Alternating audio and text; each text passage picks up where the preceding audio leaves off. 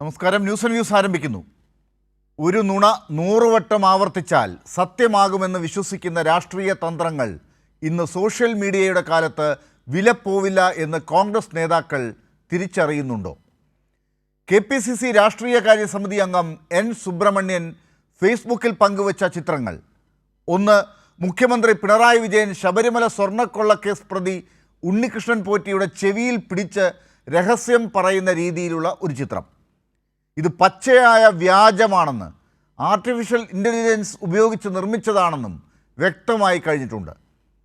മറ്റൊരു ചിത്രം ഒരു വീഡിയോയിൽ നിന്ന്, സന്ദർഭത്തിൽ നിന്നും അടർത്തിയെടുത്ത ചിത്രമാണ്. തെറ്റുപറ്റിയാൽ അത് സമ്മതിക്കുന്നതിന് പകരം എഡിറ്റ് ഹിസ്റ്ററിയിൽ തെളിവുകൾ ബാക്കിയാക്കി ചിത്രം ഡിലീറ്റ് ചെയ്തിട്ട് എൻ്റെ വാളിൽ ആ പടങ്ങൾ ഇപ്പോഴുമുണ്ട് എന്ന് ആവർത്തിക്കുന്ന സുബ്രഹ്മണ്യൻ്റെ രാഷ്ട്രീയ കാപട്യം ആരെ ബോധിപ്പിക്കാനാണ്? സുബ്രഹ്മണ്യനോടും കോൺഗ്രസ് നേതൃത്വത്തോടും ഈ നാട്ടിലെ ജനങ്ങൾ ചോദിക്കുന്ന ചില ചോദ്യങ്ങളുണ്ട്. ആദ്യം പോസ്റ്റ് ചെയ്ത 2 ചിത്രങ്ങളിൽ ഒന്ന് എവിടെ പോയി? എന്തിനാണ് അത് ഡിലീറ്റ് ചെയ്തത്? ആ ചിത്രം വ്യാജമാണെന്ന് തിരിച്ചറിഞ്ഞപ്പോൾ മാപ്പ് പറയുന്നതിന് പകരം എന്തിനാണ് ഇരവാദം മുഴക്കുന്നത്? ഉണ്ണികൃഷ്ണൻ പോറ്റിയെ സോണിയാഗാന്ധിയുടെ അപ്പോയിൻമെൻറ്റ് വാങ്ങി നൽകി ദില്ലിയിലെത്തിച്ചതും അടൂർ പ്രകാശും ആൻ്റോ ആൻ്റണിയും കൂടെ നടന്ന് കേരളം കാണുന്ന രീതിയിൽ ഡൽഹിയിൽ കാണിച്ച കാഴ്ചകളൊക്കെ നമ്മൾ കണ്ടതാണ്.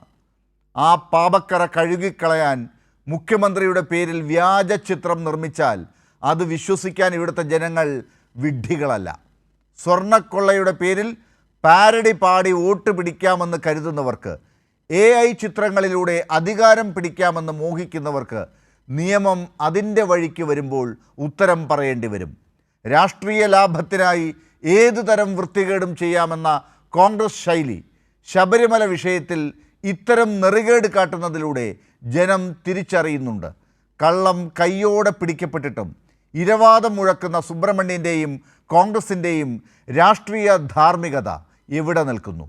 സ്വർണ്ണക്കൊള്ളയിൽ കോൺഗ്രസ് ഹൈക്കമാൻഡ് പറയേണ്ട ഉത്തരങ്ങൾ എന്നത്തേക്ക് കിട്ടും?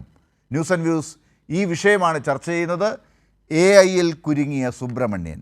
ചർച്ചയിൽ പങ്കെടുക്കുന്നവർ: CPIM നേതാവ് അഡ്വക്കേറ്റ് D. സുരേഷ് കുമാർ,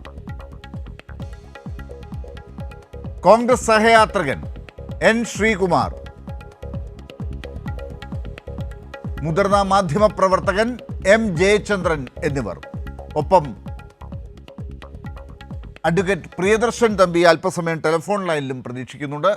ഏറ്റവും ആദ്യം N. ശ്രീകുമാറിലേക്കാണ് പോകുന്നത്. N. ശ്രീകുമാർ, ചില തന്ത്രങ്ങളിലൂടെ, തെരഞ്ഞെടുപ്പ് പ്രചരണങ്ങളിലൂടെ, ഇപ്പോൾ പഞ്ചായത്ത് തെരഞ്ഞെടുപ്പിൽ UDF കോൺഗ്രസ് ഒരു മുന്നേറ്റമുണ്ടാക്കി എന്ന രീതിയിൽ ഒരു ആത്മവിശ്വാസം കാണിക്കുകയാണല്ലോ. അതിൽ ചില വസ്തുതകൾ ഉണ്ട് താനും. മുൻപുള്ളതിനേക്കാൾ, കഴിഞ്ഞ തവണത്തേക്കാൾ കുറച്ച് മുമ്പിലേക്ക് വന്നിട്ടുണ്ട്. 2010 അവസ്ഥയിലേക്ക് പോയിട്ടില്ലെങ്കിലും.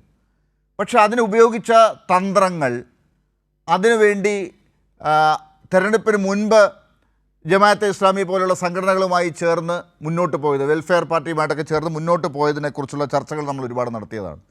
ഇപ്പോൾ ഇന്ന് ഈ പ്രസിഡന്റുമാർ, ജില്ലാ പഞ്ചായത്ത് പ്രസിഡന്റുമാരെയൊക്കെ തിരഞ്ഞെടുക്കുന്ന ഒരു ഘട്ടം വന്നപ്പോഴേക്കും ഈ ശരിയായ സ്വഭാവം പുറത്തേക്ക് വന്നിട്ടുണ്ട്. BJPയുമായും SDPAയുമായിട്ടൊക്കെ ചേർന്ന് ഭരണം പിടിക്കുന്ന കുറച്ച് സ്ഥലങ്ങളെങ്കിലും ഉണ്ടായിട്ടുണ്ട്. അത് മുൻപേ തന്നെ പ്രവചിച്ചതാണ് നിങ്ങളുടെ എതിരാളികളൊക്കെ.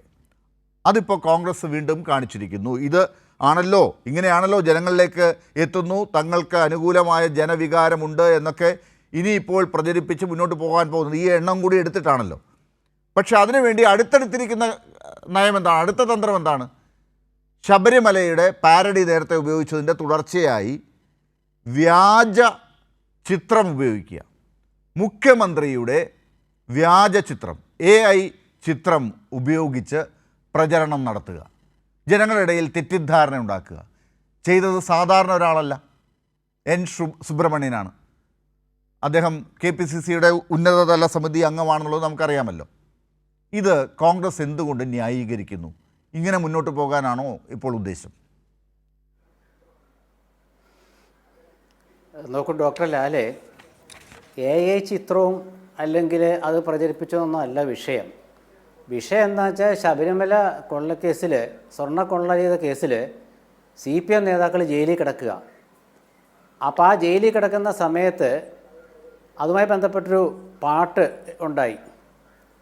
ആ പാട്ട് ഒരുപാട് പേര് പാടി. അത് പാടിയത് തിരഞ്ഞെടുപ്പ് കാലത്തൊന്നുമല്ല, തിരഞ്ഞെടുപ്പ് കഴിഞ്ഞ ശേഷമാണ് ഞാനൊക്കെ ആ പാട്ട് കേട്ടത്. ആ പാട്ട് വല്ലാതെ CPMനെ പൊള്ളിച്ചു. അപ്പോൾ ഒരു കേസെടുത്തേ ഓർമ്മയുള്ളൂ. പിന്നെ ആ കേസ് വെളിച്ചം കണ്ടിട്ടില്ല. ആ കേസ് പിൻവലിച്ച് ഓടിപ്പോയി കേരളത്തിലെ CPMഉം പോലീസും. അതിനുശേഷം ഒരു AI ചിത്രം കോൺഗ്രസിൻ്റെ രാഷ്ട്രീയകാര്യ സമിതി അംഗം സുബ്രഹ്മണ്യൻ പ്രചരിപ്പിച്ചു എന്ന് പറഞ്ഞുകൊണ്ട് ഇന്ന് രാവിലെ ഒരു കേസെടുത്തു. ഈ ഫോണിൽ ആരോ വിളിച്ചൊരു നിർദ്ദേശം കൊടുക്കുന്നു, അങ്ങനെ ചെയ്യേ ഇങ്ങനെ എന്നൊക്കെ പറഞ്ഞ് ആ നിർദ്ദേശം കേട്ടുകൊണ്ട് പോലീസ് കളിക്കുന്നു. ഈ പോലീസ് നാളെ കോടതിയിൽ ഉത്തരം പറയേണ്ടി വരുമ്പോൾ ഇവരാരും രക്ഷിക്കാനുണ്ടാവില്ലെന്ന് ആ പോലീസുകാർ ഓർക്കുന്നത് നന്നായിരിക്കും. കാരണം നിയമത്തെ ദുരുപയോഗം ചെയ്യാൻ പാടില്ല. ഈ AI ചിത്രം ഉണ്ടാക്കിയത് സുബ്രഹ്മണ്യനല്ല, അദ്ദേഹം അത് ഷെയർ ചെയ്തു എന്നുള്ളതാണ് ഒരു വസ്തുത. ഇത് BJPയുടെ സംസ്ഥാന പ്രസിഡന്റ് ഷെയർ ചെയ്തു എന്ന് കോൺഗ്രസ്സുകാർ പറഞ്ഞിട്ടുണ്ട്. ആരോപണമല്ല, അവർ പറഞ്ഞിട്ടുണ്ട്. BJP നേതാവിനെതിരെ കേരളത്തിലെ CPM ഗവൺമെന്റ് കേസെടുത്തില്ല. അതവിടെ നിൽക്കട്ടെ ശ്രീകുമാർ, അതവിടെ നിൽക്കട്ടെ. വല്ലാതെ അത്ഭുതം ഉണ്ടാക്കുന്നത് അതാണ്. VD സതീശനെ പോലെ, രമേശ് ചെന്നിത്തലയെ പോലെ, അങ്ങേപ്പോലുള്ള മുതിർന്ന മാധ്യമപ്രവർത്തകൻ കൂടിയായ കോൺഗ്രസിനെ സ്നേഹിക്കുന്ന ആളുകൾ ഉൾപ്പെടെ ഇപ്പോൾ പറഞ്ഞുകൊണ്ടിരിക്കുന്നത് BJPയുടെ സംസ്ഥാന അധ്യക്ഷൻ രാജീവ് ചന്ദ്രശേഖർ പ്രചരിപ്പിച്ച ഒരു കാര്യത്തെയാണല്ലോ KPCCയുടെ ഉന്നത സമിതി അംഗം N സുബ്രഹ്മണ്യൻ ഇപ്പോൾ ഷെയർ ചെയ്തിരിക്കുന്നത്. അതിലെന്ത് തെറ്റ് എന്നാണ്? BJPയുടെ സംസ്ഥാന അധ്യക്ഷൻ അയക്കുന്നതൊക്കെ അല്ലെങ്കിൽ പോസ്റ്റ് ചെയ്യുന്നതൊക്കെ പ്രചരിപ്പിക്കലാണോ KPCCയുടെ തലപ്പത്തുള്ളവരുടെ ജോലി? BJP സംസ്ഥാന അധ്യക്ഷൻ ഇതുവരൊരു ചിത്രം പങ്കുവച്ചതും സുബ്രഹ്മണ്യം പങ്കുവച്ചതും CPMൻ്റെ മുന്നിൽ രണ്ടായി എന്തുകൊണ്ട് കാണുന്നു? CPM BJP ബന്ധമാണോ എന്നാണ് കോൺഗ്രസ് ചോദിച്ചിരിക്കുന്നത്. അപ്പോൾ അതിന്ന് CPMൻ്റെ മുതിർന്ന നേതാവ് അഡ്വക്കേറ്റ് അനിൽകുമാർ ആ ചിത്രം ഷെയർ ചെയ്തിട്ടുണ്ട്. അപ്പോൾ ആ ചിത്രം അദ്ദേഹം ഷെയർ ചെയ്ത് പറയുന്നത് സുബ്രഹ്മണ്യൻ ഷെയർ ചെയ്ത ചിത്രമാണെന്നൊക്കെ പറഞ്ഞുകൊണ്ടാണ് ആ ചിത്രം പങ്കുവച്ചിരിക്കുന്നത്. അതെന്തിനാണെന്ന് എനിക്കറിയില്ല. അപ്പോൾ അനിൽകുമാർ, CPMൻ്റെ നേതാവ്, കോട്ടയത്തുള്ള നമ്മുടെ ചാനൽ ചർച്ചയിലൊക്കെ പങ്കെടുക്കുന്ന അഡ്വക്കേറ്റ് അനിൽകുമാർ ഇന്ന് ആ ചിത്രം ഷെയർ ചെയ്തിട്ടുണ്ട്. അല്ല, ഇന്നിപ്പോൾ എല്ലാവരുടെ കയ്യിലും ആ ചിത്രമുണ്ട്. കാരണം ഇതാണ് തെറ്റായ രീതിയിൽ KPCC BJPയിൽ നിന്ന് എടുത്തിരിക്കുന്ന ചിത്രം. BJPയുടെ സംസ്ഥാന അധ്യക്ഷൻ വഴി ഇപ്പോൾ KPCC പ്രചരിപ്പിച്ചുകൊണ്ടിരിക്കുന്ന ചിത്രം എന്ന രീതിയിൽ ഇപ്പോൾ വന്നിരിക്കുന്നത് ഈ ചിത്രമാണല്ലോ. ഇതെല്ലാവരും കാണണമല്ലോ. അത് ഇനിയിപ്പോൾ ഷെയർ ചെയ്താലും ആളുകൾക്ക് സത്യം മനസ്സിലായിട്ടുണ്ട്. പക്ഷേ നേരത്തെ അതായിരുന്നില്ല. കലാപം ഉണ്ടാകാൻ ഇത് മതി. കേരളത്തിലൊരു വലിയ ആരാധനാലയവുമായി ബന്ധപ്പെട്ട സ്വർണ്ണ കൊള്ളയുമായി ബന്ധപ്പെട്ട കാര്യങ്ങൾ നടക്കുമ്പോൾ അതിലെ മുഖ്യ പ്രതിയുമായി മുഖ്യമന്ത്രി അദ്ദേഹത്തിൻ്റെ ചെവിയിൽ പിടിച്ച് രഹസ്യം പറയുന്നു എന്ന് പ്രചരിപ്പിക്കുക ഒരു ഉത്തരവാദിത്തമുള്ള ഒരു കോൺഗ്രസ് നേതാവ് ചെയ്യാൻ പാടുള്ളതാണോ? BJPയുടെ സംസ്ഥാന അധ്യക്ഷൻ അങ്ങനെ ഒരു തെറ്റ് ചെയ്താൽ അത് വെരിഫൈ ചെയ്യാതെ മുന്നോട്ട് പോകാമോ? KPCCയുടെ അധ്യക്ഷൻ ചെയ്യുന്നത് നോക്കി ചെയ്യണ്ടേ താഴെയുള്ള ആളുകൾ? നോക്കൂ അനിൽകുമാർ, ഡോക്ടർ ലാലെ, നമ്മൾ ഈ കാര്യം ചർച്ച ചെയ്യുമ്പോൾ നിങ്ങൾ കാര്യം മനസ്സിലാക്കി വേണം പ്രതികരിക്കാനായിട്ട്. BJP പ്രചരിപ്പിച്ചതും കോൺഗ്രസ് പ്രചരിപ്പിച്ചതും ഒരേ ചിത്രം. BJPക്കെതിരെ കേസില്ല, കോൺഗ്രസിനെതിരെ കേസ്. അതിൻ്റെ അർത്ഥം BJPയെ CPM ഭയക്കുന്നു, അവരുടെ സഹകരണം CPM തേടുന്നു എന്നുള്ളതാണ്. അതൊക്കെ ഒരുപാട് ഉദാഹരണങ്ങളുണ്ടല്ലോ. BJPയുമായിട്ടുള്ള CPM ബന്ധം കൂടുതൽ വ്യക്തമായി വരികയാണല്ലോ. അതുകൊണ്ട് ഒരു കേസ് എടുത്തിട്ടില്ല. അതോടെ നിൽക്കട്ടെ. അല്ല, ഒരു മാസമായിട്ടും രാജീവ് ചന്ദ്രശേഖർ ഈ പോസ്റ്റ് ഇട്ടിട്ട് കേസ് എടുത്തില്ല എന്നുള്ളത് കൊണ്ടാണോ N സുബ്രഹ്മണ്യൻ ഇന്ന് അത് പ്രചരിപ്പിക്കാനാണോ ഈ പോസ്റ്റ് ഇട്ടത്? ഇങ്ങനൊരു പോസ്റ്റ് ഇട്ടിട്ട് കേസ് എടുത്തിട്ടില്ല, അത് പറയാനായിരുന്നോ പോസ്റ്റ് ഇട്ടത്? എല്ലാവരും ചിത്രം പ്രചരിപ്പിക്കുമെന്ന് VD സതീശൻ പറഞ്ഞിട്ടുണ്ട്. കേരളം മുഴുവൻ കേസെടുക്കാൻ പറഞ്ഞിട്ടുണ്ട്. ഏത് ചിത്രം?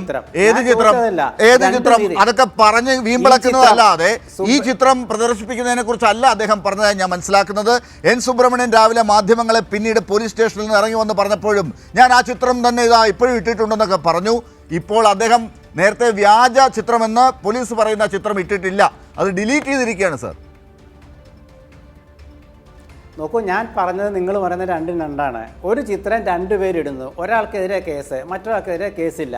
ഒന്ന് BJP, ഒന്ന് കോൺഗ്രസ്. അപ്പോൾ BJP CPM-നെ ഇഷ്ടപ്പെടുന്നു, CPM BJP ഇഷ്ടപ്പെടുന്നു, കോൺഗ്രസിനെ CPM-ഉം BJP ശത്രുപക്ഷത്ത് നിർത്തുന്നു. അതുകൊണ്ട് കേസെടുത്തില്ല. പോറ്റിയെ കേറ്റിയെ എന്നുള്ള പാട്ടുണ്ടല്ലോ, സ്വർണം കട്ടത് ആരപ്പ എന്നുള്ള പാട്ടുണ്ടല്ലോ, ആ പാട്ട് CPM-നെ പൊള്ളിച്ചല്ലോ. കേസെടുത്തിട്ട് എന്തായി? ഇവിടം വരെ പോയി. അവസാനം പത്തനംതിട്ട ജില്ലാ സെക്രട്ടറി, CPM-ന്റെ ജില്ലാ സെക്രട്ടറി രാജു എബ്രഹാം പറഞ്ഞു, തലകുത്തി മറിഞ്ഞില്ലേ, ഞാൻ അങ്ങനെ പറഞ്ഞിട്ടില്ല എന്നൊക്കെ പറഞ്ഞിട്ട്. അപ്പോൾ ഇത് ഞാൻ പറഞ്ഞതല്ല, ഇതൊന്നും അല്ല, വിഷയമൊന്നുമല്ല. ഇതുകൊണ്ടൊന്നും തോൽവിയെ മറയ്ക്കാൻ പറ്റില്ല. ഇന്ന് കേരളത്തിൽ എല്ലായിടത്തും പഞ്ചായത്ത് തെരഞ്ഞെടുപ്പ് നടത്തിയിരിക്കുക. ലാല് ചോദിച്ചല്ലോ, SDPI BJP ബന്ധം എന്നൊക്കെ ചോദിച്ചല്ലോ. എല്ലാവരോടും രാജിവെക്കാൻ പറഞ്ഞിട്ടുണ്ട്. അവർ പലരും രാജിവെച്ച് കഴിഞ്ഞിട്ടുണ്ട്. അതവിടെ നിൽക്കട്ടെ. അപ്പോൾ എല്ലാം കൂടെ കൂട്ടിച്ചേർക്കണം. പക്ഷെ പ്രാദേശികമായി അവർക്ക് ആദ്യം തോന്നിയത് അവിടെ ഒരു പ്രസിഡന്റ് ആകാം, ഇവരുടെ പിന്തുണയോടുകൂടി അവിടെ പ്രസിഡന്റ് ആകാമെന്നാണ് അവർക്കൊക്കെ തോന്നിയത്. കാരണം അവരുടെ ബന്ധം അങ്ങനെയായിരുന്നു. ആദ്യം തെരഞ്ഞെടുപ്പിന് മുമ്പ് അങ്ങനെ അല്ലല്ലോ പറഞ്ഞിരുന്നത്. അവർ തമ്മിൽ അങ്ങനെ ഇടപഴകി ജയിച്ചു വന്നപ്പോഴേക്കും അവർ അറിയാതെ ഇന്നിപ്പോൾ പ്രസിഡന്റൊക്കെ ആയി മാറി. പിന്നീട് നാട്ടുകാർ ഇത് അറിഞ്ഞപ്പോഴേക്കും, ചോദ്യങ്ങൾ ചെയ്തപ്പോഴേക്കും രാജിവെക്കാൻ പറഞ്ഞു. അതവിടെ നിൽക്കട്ടെ സാർ. എനിക്കൊരൊറ്റ ചോദ്യം കൂടി ഈ ഘട്ടത്തിൽ അങ്ങോട്ട് ചോദിക്കാനുണ്ട്. വളരെ പ്രധാനപ്പെട്ട ചോദ്യം അതാണ്. ഈ പറഞ്ഞ N. സുബ്രഹ്മണ്യൻ ഇങ്ങനെ പ്രചരിപ്പിച്ച ചിത്രം വ്യാജമാണ് എന്ന് ഇതോടുകൂടി KPCC സമ്മതിക്കുകയല്ലേ കേരളത്തിലെ ജനങ്ങളോട്? ഇന്നലെ വരെ അങ്ങനെ അല്ലല്ലോ പറഞ്ഞത്. ഇയാളുടെ ചെവിയിൽ എന്തൊക്കെയോ മുഖ്യമന്ത്രി പറയുന്നു എന്നാണല്ലോ പറഞ്ഞുകൊണ്ടിരുന്നത്. ഇപ്പോൾ അത് വ്യാജമാണെന്നും ഇതൊരു AI ചിത്രമാണെന്നും കോൺഗ്രസ് സമ്മതിക്കുകയാണല്ലോ ഇപ്പോൾ ഉണ്ടായിരിക്കുന്നത്. ഈ ചിത്രം BJP പ്രസിഡന്റ് പങ്കുവച്ചല്ലോ. ശ്രീ VPP മുസ്തഫ, CPM നേതാവ് VPP മുസ്തഫ സോണിയാഗാന്ധിയുമായി ഉള്ള ഒരു AI ചിത്രം പങ്കുവച്ചിട്ടുണ്ട്. അത് കലാപാഹ്വാനത്തിന് കേസെടുത്തില്ലല്ലോ. അതെന്താ കേസെടുക്കാതിരുന്നത്? അപ്പോൾ സുബ്രഹ്മണ്യം പറഞ്ഞത് മാത്രമാണോ കേസ്? ഇത് കേസ് നിങ്ങൾ ഇത് കെയർടേക്കർ ഗവൺമെന്റ് ആണ്. സോണിയാഗാന്ധിക്ക് പരാതി ഉണ്ടോ? സോണിയാഗാന്ധിക്ക് പരാതി ഉണ്ടോ? വേറെ 2-3 ചിത്രങ്ങൾ കൂടി സോണിയാഗാന്ധിയുടെ പേരിൽ വന്നിട്ടുണ്ടല്ലോ. ആന്റണി, അടൂർ പ്രകാശ്, ഈ ഗോവർദ്ധൻ, ഈ പറയുന്ന ഉണ്ണികൃഷ്ണൻ പോറ്റി, സോണിയാഗാന്ധി, ഇവർ നിൽക്കുന്ന 2 ഫോട്ടോ വന്നിട്ടുണ്ടല്ലോ. സോണിയാഗാന്ധിക്ക് പരാതി ഉണ്ടോ? അതും വ്യാജമാണോ?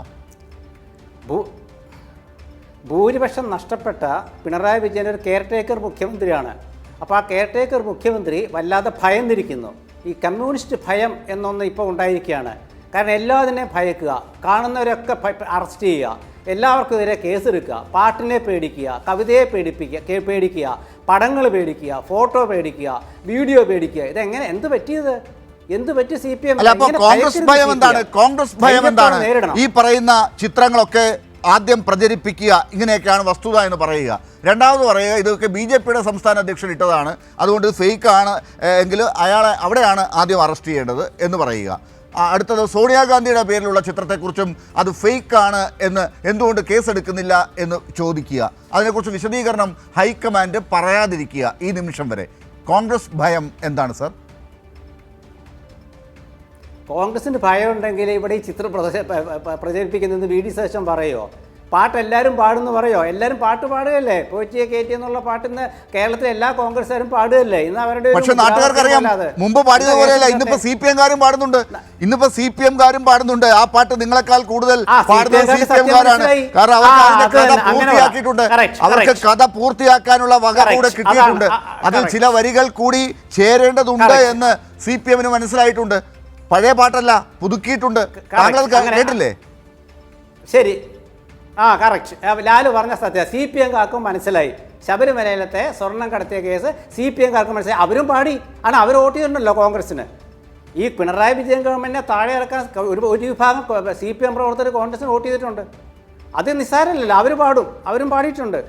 അതൊക്കെ പാടും. അല്ല, അതൊക്കെ അന്നത്തെ അവസ്ഥയിൽ തന്നെയാണോ? ഈ ദിവസങ്ങൾ ഇങ്ങോട്ട് കഴിഞ്ഞപ്പോഴേക്കും, മണിക്കൂറുകൾ കഴിഞ്ഞപ്പോഴേക്കും ഈ പറഞ്ഞ കാര്യങ്ങളൊക്കെ മാറിയോ? ജനങ്ങൾ മാറി ചിന്തിക്കുന്നോ എന്നാണ് ഇപ്പോൾ അറിയേണ്ടത്. ഞാൻ വരാം അങ്ങയിലേക്ക്. Advocate D. സുരേഷ് കുമാർ, എന്താണ് കമ്മ്യൂണിസ്റ്റ് ഭയം എന്നാണ് N. ശ്രീകുമാറിന് അറിയേണ്ടത്. ഒന്നത്. രണ്ടാമത്തെ കാര്യം, ഈ പറയുന്ന N. സുബ്രഹ്മണ്യൻ പ്രചരിപ്പിച്ച BJP നേതാവിൻ്റെ ചിത്രത്തിന് എന്തിനാണ് ഇങ്ങനെ കേസ് അദ്ദേഹത്തിൻ്റെ മേലെടുത്തിരിക്കുന്നതെന്നാണ് അറിയേണ്ടത്. മൂന്നാമത് സോണിയാഗാന്ധിയുടെ പേരിലും ചിത്രങ്ങളുണ്ടല്ലോ, കേസ് എന്തുകൊണ്ട് ഇല്ല എന്നാണ് അറിയേണ്ടത്. ഇതൊക്കെ നിങ്ങൾ അറിഞ്ഞുകൊണ്ടാണോ ഇങ്ങനെ ഇവരെ കൺഫ്യൂസ് ആക്കുന്നത്?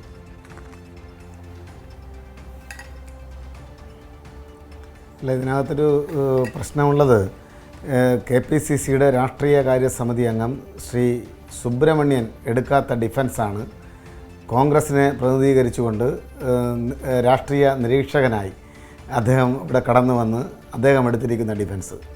നമ്മൾ മനസ്സിലാക്കേണ്ടത്, ഇന്ന് സുബ്രഹ്മണ്യൻ മാധ്യമങ്ങൾക്ക് മുന്നിൽ വന്നതെന്ന് പറഞ്ഞത് ഇതൊരു ആ വീഡിയോ ചിത്രത്തിൽ നിന്നെടുത്ത ഒരു സ്റ്റിൽ ഫോട്ടോ എന്നാണ് ആദ്യം അദ്ദേഹത്തിൻ്റെ ഡിഫൻസ്. പിന്നീട് അത് പൊളിഞ്ഞത് എങ്ങനെയെന്ന് കേട്ട് കഴിഞ്ഞാൽ ആർട്ടിഫിഷ്യൽ ഇൻ്റലിജൻസ് വഴിയാണ് ഈ ചിത്രം ചെയ്തത് എന്ന് അതിനകത്ത് വ്യക്തമായി തെളിയിക്കപ്പെട്ടു. അപ്പോഴേക്കും ആ ഡിഫൻസ് വേറെ മാറ്റിയാണ് ഇന്നിപ്പോൾ നമ്മുടെ രാഷ്ട്രീയ നിരീക്ഷകനായി കോൺഗ്രസിനെ പ്രതിനിധീകരിച്ചുകൊണ്ട് ഈ ചർച്ചയിൽ പങ്കെടുത്ത ബഹുമാന്യനായ ശ്രീകുമാർ ഇവിടെ അദ്ദേഹത്തിൻ്റെ വാദഗതികൾ നിരത്തുന്നത്.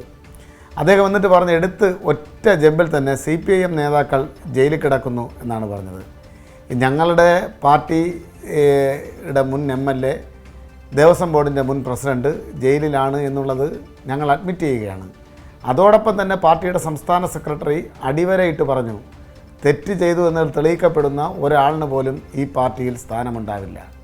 നിങ്ങൾ നോക്കൂ, ഈ കഴിഞ്ഞ ഏതാനും ദിവസങ്ങളായി പത്തനംതിട്ടയുടെ MP ശ്രീ ആൻ്റോ ആൻ്റണി, കോന്നി MLA ശ്രീ അടൂർ പ്രകാശ്, അന്നത്തെ ദേവസ്വം പ്രസിഡന്റ് ശ്രീ പ്രയാർ ഗോപാലകൃഷ്ണൻ തുടങ്ങിയവരുടെ സാന്നിധ്യത്തിൽ സോണിയാഗാന്ധിയെ, നിങ്ങളീ പറയുന്ന ആളുകൾ, ഇന്ന് പ്രതി ചേർക്കപ്പെട്ടിട്ടുള്ള ആളുകൾ അവിടെ പോയി കണ്ടു എന്ന് മാത്രമല്ല, കയ്യിൽ ചരടോ വളയോ ബ്രേസ്ലെറ്റോ ഒക്കെ ഇട്ടുകൊടുക്കുന്ന ചിത്രം ഒരു ആർട്ടിഫിഷ്യൽ ഇൻ്റലിജൻസിൻ്റെയും സഹായമില്ലാതെയാണ് പുറത്തു വന്നിരിക്കുന്നത്. ഇതിനെ സംബന്ധിച്ച് പോകാനിടയായ സാഹചര്യം എന്താണ്, ഇവരെ കൂടെ കൂട്ടാനിടയായ സാഹചര്യം എന്താണ് എന്ന് ആവർത്തിച്ച് മാധ്യമപ്രവർത്തകർ ചോദിച്ചപ്പോൾ അദ്ദേഹം പെട്ടെന്ന് പ്രൊവോക്കേറ്റ് ആവുന്നത് നമ്മൾ കണ്ടല്ലോ. വല്ലാതെ പ്രൊവോക്കേറ്റഡായി മാധ്യമപ്രവർത്തകരോട് തന്നെ ദേഷ്യപ്പെടുന്നു. നിങ്ങൾ ചോദിക്കുന്ന നിലയ്ക്ക് മറുപടി പറയാനുള്ള ആളല്ല ഞാൻ. പിന്നെ അദ്ദേഹം പറയണം, അദ്ദേഹം വെറും സാധാരണക്കാരായിട്ടുള്ള ജനങ്ങളുടെ പ്രതിനിധിയായി തിരഞ്ഞെടുക്കപ്പെട്ട സാധാരണ ജനപ്രതിനിധി മാത്രമാണ്, അതിനപ്പുറം ഒന്നുമില്ല. അങ്ങനെ ചില ആളുകളെ നിങ്ങൾ കോൺഗ്രസ് ശീലിപ്പിച്ചിരിക്കുകയാണ്. ഇവിടെ മുഖ്യമന്ത്രി വളരെ കൃത്യമായി മുഖ്യമന്ത്രിയുടെ ഫോട്ടോയുമായി ബന്ധപ്പെട്ട് വന്നപ്പോൾ കൃത്യമായ എക്സ്പ്ലനേഷൻ മുഖ്യമന്ത്രിയുടെ ഓഫീസിൽ നിന്നും മുഖ്യമന്ത്രി തന്നെ വാർത്താ സമ്മേളനം നടത്തിയും പറഞ്ഞു. അതിൻ്റെ കാര്യകാരണ സഹിതങ്ങളിലേക്ക് ഞാൻ വിശദമായി പോകാൻ ആഗ്രഹിക്കുന്നില്ല. നിങ്ങൾക്കെല്ലാവർക്കും അറിയാം, ഭീമ ജ്വല്ലറി അവിടെ പോലീസിന് നൽകിയ ഒരു ആംബുലൻസിൻ്റെ അത് നിരത്തിലിറക്കുന്നതുമായി ബന്ധപ്പെട്ടുള്ള സ്വീകരണ ചടങ്ങിൽ അവരോടൊപ്പം ഒരാൾ വരികയാണ്. നമുക്കറിയാമല്ലോ, നമ്മളെല്ലാവരും പൊതുപ്രവർത്തകരാണല്ലോ. അങ്ങ് മാധ്യമപ്രവർത്തകനാണെങ്കിൽ പോലും പൊതുപ്രവർത്തനത്തിൻ്റെ കൂടെ ഭാഗമായി നിൽക്കുന്ന ഒരാളാണ്. ദിനംപ്രതി എത്ര പേരെയാണ് താങ്കളെ സന്ദർശിക്കുന്നത്, ഫോട്ടോ എടുക്കുന്നത്? നമ്മൾ ഇവരുടെ പലരുടെയും ജാതകം അറിഞ്ഞുകൊണ്ടല്ല നമ്മളിതിൻ്റെ പിന്നാലെ പോകുന്നത്. പക്ഷേ മുഖ്യമന്ത്രിക്ക് കൃത്യമായിട്ടുള്ള എക്സ്പ്ലനേഷൻ ഇക്കാര്യത്തിൽ ഉണ്ടായിരുന്നു. എന്തേ സോണിയാഗാന്ധിയുടെ ഓഫീസോ കൊണ്ടുപോയ ആളുകളോ പരസ്പര വിരുദ്ധമായിട്ടല്ലാതെ കൃത്യമായിട്ടുള്ളൊരു മറുപടി പറയാൻ അവർക്ക് സാധിക്കാതെ പോയത്? കോൺഗ്രസ് ഇപ്പോൾ പ്രതിക്കൂട്ടിലല്ലേ? എന്നിട്ട് എന്തിനാണ് കോൺഗ്രസ് ഇങ്ങനെ ഉരുണ്ട് കളിക്കുന്നത്? കൂടുതൽ ഉരുണ്ടാൽ ചെളി പറ്റും. ആ ചെളി കോൺഗ്രസിൻ്റെ മേലാകെ പറ്റിക്കൊണ്ടിരിക്കുകയാണ് എന്നുള്ളത് നമ്മൾ മനസ്സിലാക്കിക്കൊള്ളണം. ഇവിടെ താങ്കൾ ഒരുപാട് കാര്യങ്ങൾ കവിതയെ ഭയപ്പെടുകയാണെന്ന് പറഞ്ഞു. ഞങ്ങളുടെ പാർട്ടിയുടെ ഉന്നത നേതൃത്വം വളരെ കൃത്യമായി മുഖ്യമന്ത്രി അടക്കം ഒരു കവിതയെയും ഒരു പാരഡിയെയും ഞങ്ങൾ ഭയപ്പെടുന്നില്ല. ഇത് കവിതയല്ല, ഒരു പാരഡി പാട്ട്. അത് ഞങ്ങളാരെങ്കിലുമാണ് ഒരു ഭക്തിഗാനത്തെ, അയ്യപ്പനെ സ്തുതിച്ചുകൊണ്ടുള്ള ഒരു ഭക്തിഗാനത്തെ ഈ രൂപത്തിൽ വക്രീകരിച്ച് പാടിയിരുന്നെങ്കിൽ ഇവിടെ ഉണ്ടാകാൻ പോകുന്ന കോലാഹലം എന്താണ് എന്നുള്ളതിനെ സംബന്ധിച്ച് ഞങ്ങൾക്കൊക്കെ നല്ല തിരിച്ചറിവുണ്ട്. എന്തേ നിങ്ങളുണ്ടാക്കിയപ്പോൾ സംഘപരിവാറുടെ കോലാഹലം ഉണ്ടാക്കുന്നില്ല? അതാണ് നിങ്ങൾ തമ്മിൽ ഉണ്ടാക്കിയിട്ടുള്ള ഹിഡൻ അജണ്ട എന്നത് ഞാൻ വ്യക്തമായി ഇവിടെ പറയേണ്ടുന്ന കാര്യമില്ലല്ലോ. പിന്നെ നിങ്ങളിവിടെ പാടി, ബഹുമാനപ്പെട്ട അങ്ങൊരു ചെറിയ ഗായകൻ കൂടെയാണെന്ന് അറിഞ്ഞതിൽ ഞാൻ സന്തോഷിക്കുകയാണ്. പോറ്റിയെ കയറ്റി ഞങ്ങളും ഇപ്പോൾ പാടിക്കൊണ്ടിരിക്കുകയാണ്. ഞങ്ങൾ CPMൻ്റെ, ഞാനും ഒരു എളിയ പ്രവർത്തകനാണ്, ഞാനും പാടുകയാണ്. പോറ്റിയെ കയറ്റിയെ, സോണിയയുടെ വീട്ടിൽ കയറ്റിയെ, പോറ്റിയെ കൊണ്ടുപോയത് ആരപ്പ, അടൂർ പ്രകാശ് ആണപ്പ എന്നൊക്കെ പറഞ്ഞിട്ട് നാട്ടിലിങ്ങനെ ആൻ്റോ ആൻ്റണി ആണപ്പ എന്നെല്ലാം പറഞ്ഞ് നാട്ടിലിങ്ങനെ പാട്ട് പ്രചരിക്കുന്നുണ്ട്. ആ പാട്ടും അതേ രൂപത്തിൽ ആസ്വദിക്കാനുള്ള ഒരു മനസ്സും ആവിഷ്കാര സ്വാതന്ത്ര്യത്തെ അംഗീകരിക്കാനുള്ള വലിയ ഹൃദയവുമൊക്കെ നിങ്ങൾക്കും സംഘപരിവാര ശക്തികൾക്കും ഉണ്ടാകണം എന്നാണ് എനിക്ക് ഈ സന്ദർഭത്തിൽ സൂചിപ്പിക്കാനുള്ളത്. നിങ്ങൾ കഴിഞ്ഞ കുറേ കാലമായി കേരളത്തിലെ അങ്ങുൾപ്പെടെയുള്ള ആളുകൾ, എനിക്ക് സത്യത്തിൽ സഹതാപം തോന്നുകയാണ്, അങ്ങുൾപ്പെടെയുള്ള ആളുകൾ തുടർച്ചയായി നടത്തിക്കൊണ്ടിരിക്കുന്നത് കേരളത്തിലെ വികസന പ്രവർത്തനങ്ങളെ സംബന്ധിച്ച് നിങ്ങൾ ചർച്ച ചെയ്യാറുണ്ടോ? ക്ഷേമ പ്രവർത്തനങ്ങളെ സംബന്ധിച്ച് ഏതെങ്കിലും രൂപത്തിലുള്ള ചർച്ച നിങ്ങൾ നടത്താറുണ്ടോ? ക്ഷേമ പ്രവർത്തനങ്ങളെ സംബന്ധിച്ച് മുഖ്യമന്ത്രിയുടെ പ്രഖ്യാപനം വന്നപ്പോൾ പോലും അങ്ങുമായി എനിക്ക് തോന്നുന്നു ഞാനൊരു ചർച്ചയിൽ പങ്കെടുത്തതാണ്. അന്ന് കേവലം തെരഞ്ഞെടുപ്പ് വാഗ്ദാനങ്ങളായി അതിനെ ചുരുക്കി കാണിക്കുന്നതിന് വേണ്ടി മുൻനിരയിൽ നിന്ന ഒരാളാണ്. ഞങ്ങൾക്ക് വളരെ കൃത്യമായിട്ടറിയാം, ചില ആളുകളെങ്കിലും കേരളത്തിലെ ജനങ്ങളിൽ ഒരു ചെറു വിഭാഗമെങ്കിലും തെറ്റിദ്ധരിക്കപ്പെട്ടുപോയിട്ടുണ്ട്. കാരണം ഇത്തരത്തിലുള്ള ക്ഷേമ പ്രവർത്തനങ്ങൾ ചർച്ച ചെയ്യപ്പെടാതിരിക്കാൻ, കേരളത്തിൽ നിങ്ങൾ അകപ്പെട്ടിരിക്കുന്ന രാഷ്ട്രീയ മൂല്യച്യുതിയെക്കുറിച്ച് ചർച്ച ചെയ്യപ്പെടാതിരിക്കാൻ വളരെ ബോധപൂർവം കോൺഗ്രസിൻ്റെ നേതാക്കന്മാർ, അതിൽ KPCC പ്രസിഡൻ്റുണ്ട്, പ്രതിപക്ഷ നേതാവുണ്ട്, മുൻ പ്രതിപക്ഷ നേതാവുണ്ട്, സമുന്നതരായിട്ടുള്ള കോൺഗ്രസ് നേതാക്കന്മാരുണ്ട്. വളരെ കൃത്യമായി നിങ്ങൾ ആ അജണ്ടയെ തെറ്റിച്ചുകൊണ്ട് ശബരിമലയിൽ മാത്രം ഒതുങ്ങി നിൽക്കുന്നതിന് വേണ്ടി ദിനം പ്രതി ഗുളിക കഴിക്കുന്നത് പോലെ, ടാബ്ലറ്റ് കഴിക്കുന്നത് പോലെ ആരോപണം കൃത്യമായി നടത്തിക്കൊണ്ടിരിക്കുകയാണ്. അതിൽ ഞങ്ങളുടെ മാധ്യമ സുഹൃത്തുക്കൾ പോലും ചില ആളുകളെങ്കിലും പെട്ടുപോയിട്ടുണ്ട് എന്നുള്ളത് ഈ അവസരത്തിൽ സൂചിപ്പിക്കാതെ പോകാൻ കഴിയാത്തത് കൊണ്ടാണ് ഞാനത് പറയുന്നത്. യഥാർത്ഥ വിഷയങ്ങൾ, കേരളം അഭിമുഖീകരിക്കുന്ന വിഷയങ്ങൾ ചർച്ച ചെയ്യപ്പെടുന്നില്ല. നിങ്ങൾ നോക്കൂ, ഒറ്റ മിനിറ്റ് കൊണ്ട് ഞാൻ പറഞ്ഞ് അവസാനിപ്പിക്കാം. ഇന്നലെയാണ് തൃശ്ശൂരിലെ മേയറായി തീരുമാനിക്കപ്പെട്ട, ആദ്യം മേയറാകുമെന്ന് കരുതിയ ശ്രീമതി ലാലി ജെയിംസ് എന്താണ് പറഞ്ഞത് കോൺഗ്രസിനെ കുറിച്ച്? കേരളത്തിലെ കോൺഗ്രസ് നേതൃത്വത്തെക്കുറിച്ചാണ് പറഞ്ഞത്. ഒരു പെട്ടി നിറയെ പണവുമായി ഒരു ഡോക്ടറും അവരുടെ ഹസ്ബൻഡും ഇറങ്ങി തിരിച്ചിട്ടുണ്ട്. അവർക്ക് മേയർ പദവി കിട്ടുമെന്ന് എനിക്ക് വിവരം കിട്ടി എന്നവർ പറഞ്ഞു. ഈ കേരളത്തിലെ ചീഞ്ഞളിഞ്ഞ കോൺഗ്രസ് മുഖത്തെ നോക്കിയാണ് ഈ ആരോപണം അവർ നടത്തിയത്. മാധ്യമങ്ങൾക്ക് മുന്നിൽ വന്നു നിന്നാണ് നടത്തിയത്. കോൺഗ്രസിൻ്റെ പ്രവർത്തകയാണ്. എറണാകുളത്ത് വിഭിന്നമായിട്ടുള്ള കാര്യമല്ല സംഭവിച്ചത്. കോൺഗ്രസിൻ്റെ ഭാരവാഹികൾ ആരാകണം നിങ്ങളുടെ ആഭ്യന്തര പ്രശ്നമാണ്. പക്ഷേ ആ ഭാരവാഹികൾ ആരാകണം, മേയർ ഉൾപ്പെടെയുള്ള ആളുകൾ കീ പോസ്റ്റിൽ വരേണ്ടെന്നവർ ആരാകണമെന്ന് തീരുമാനിക്കുന്നത് കോൺഗ്രസിൻ്റെ കമ്മിറ്റികളല്ല എന്നുള്ളത് ഭംഗ്യേന്ദ്രനെ അവിടെ പറയുകയുണ്ടായി. ഇത് കേരളത്തിലെമ്പാടും നടന്നുകൊണ്ടിരിക്കുകയാണ്.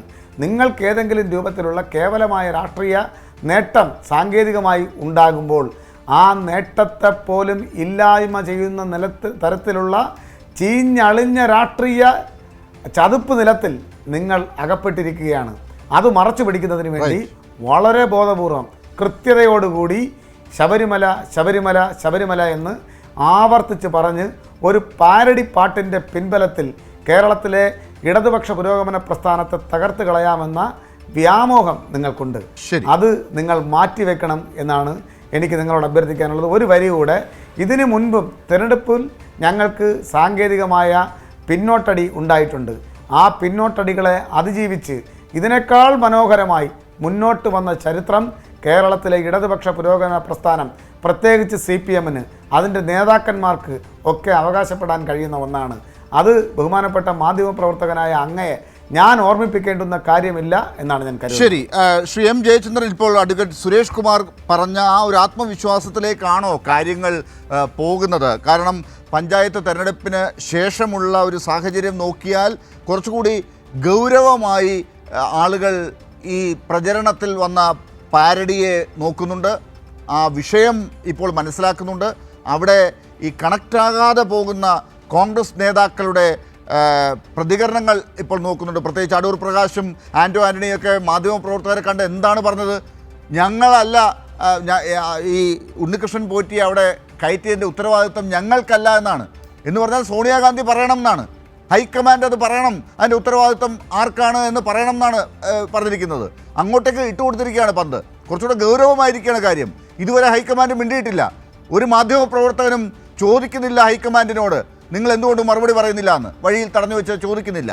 അത് പറയേണ്ട ഉത്തരവാദിത്തമില്ലേ? കേരളത്തിൽ ഇത്ര വലിയൊരു കാര്യം നടന്നിട്ട് അടൂർ പ്രകാശും ആൻ്റോ ആൻ്റണിയും ഉണ്ണികൃഷ്ണൻ പോറ്റിയെ കൊണ്ട് സോണിയാഗാന്ധിയുടെ ഇത്രയും സുരക്ഷയുള്ള Z+ കാറ്റഗറിയാണെന്നാണ് എനിക്ക് തോന്നുന്നത്. അങ്ങനെയുള്ള ഒരു സുരക്ഷയുള്ള ഒരു നേതാവിൻ്റെ വീട്ടിലേക്ക് ഇങ്ങനെ കൊണ്ടുപോയി കയറ്റിയിട്ട്, ആ കള്ളനെ കൊണ്ടുപോയി കയറ്റിയിട്ട് അതിൻ്റെ ഉത്തരവാദിത്വം ഏറ്റെടുക്കാൻ ആളില്ല, അതിന് മറുപടി പറയാൻ ഹൈക്കമാൻഡിൽ ആരുമില്ല എന്ന് പറയുമ്പോൾ എന്താണ് കാണേണ്ടത് എന്നാണ് ഒരു പ്രധാനപ്പെട്ട ചോദ്യം. മറ്റൊന്ന്, നേരത്തെ N. സുബ്രഹ്മണ്യൻ്റെ കാര്യത്തിൽ പറഞ്ഞ കാര്യമാണ്.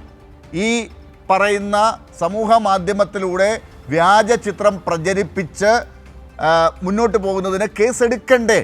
അത് കേസെടുക്കാതെ എങ്ങനെയാണ്? രാജീവ് ചന്ദ്രശേഖർ പണ്ട് ഇട്ടിട്ടുണ്ട്, അന്ന് ആരും ശ്രദ്ധിക്കാതെ പോയതുകൊണ്ട് പരാതിയില്ലാത്തത് കൊണ്ട് ഇപ്പോൾ അതിൻ്റെ കൂട്ടത്തിൽ കാണണം എന്ന് പറയുന്നതിനെയൊക്കെ എങ്ങനെയാണ് നിരീക്ഷിക്കേണ്ടത്?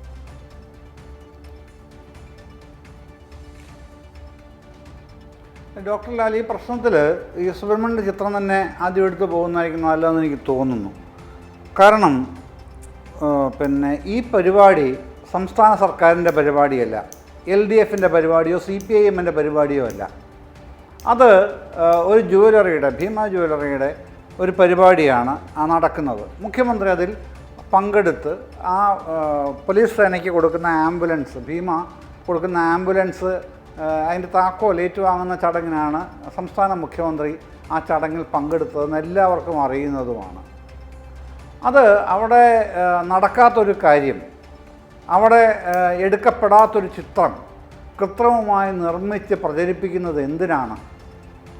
അവിടെ ആ പരിപാടിയിൽ DGP പങ്കെടുത്തല്ലോ, സംസ്ഥാന പോലീസ് മേധാവി പങ്കെടുത്ത് ആ പരിപാടിയിൽ എന്തുകൊണ്ടാണ് സംസ്ഥാന പോലീസ് മേധാവിയെ ഇവർ ഈ തരത്തിൽ ആക്രമിക്കാൻ തയ്യാറാവാത്തത്?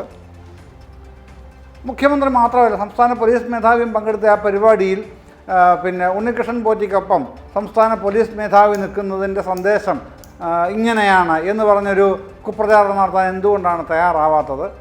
അതേസമയം മുഖ്യമന്ത്രിയെ ഈ കുറ്റവാളിക്കൊപ്പം നിൽക്കുന്നതിൻ്റെ ചിത്രം എന്ന് പറഞ്ഞ് പ്രചരിപ്പിക്കാൻ ബോധപൂർവം ഇവർ പരിശ്രമിക്കുന്നത് എന്തിനാണ്? അവിടെയാണ് പ്രശ്നം. അവിടെയാണ് മുഖ്യമന്ത്രി പറയുന്നത് ഈ ചിത്രം വ്യാജമാണ്, ഇത് കൃത്രിമമായി ഉണ്ടാക്കിയതാണ്. അത് പോലീസ് കേസെടുക്കുന്നേ. ഇവിടെ റൂൾ ഓഫ് ലോ എന്ന് പറയുന്ന ഒരു സംഗതി നിലനിൽക്കുന്ന രാഷ്ട്രമാണല്ലോ ഇന്ത്യ. ഇവിടെ പിന്നെ സുബ്രഹ്മണ്യനെ കേസെടുത്തതല്ലേ ഉള്ളൂ. അയാൾക്ക് ഈ ജാമ്യം നിഷേധിച്ച് തുറുങ്കിലടക്കുകയല്ലല്ലോ ചെയ്തത്.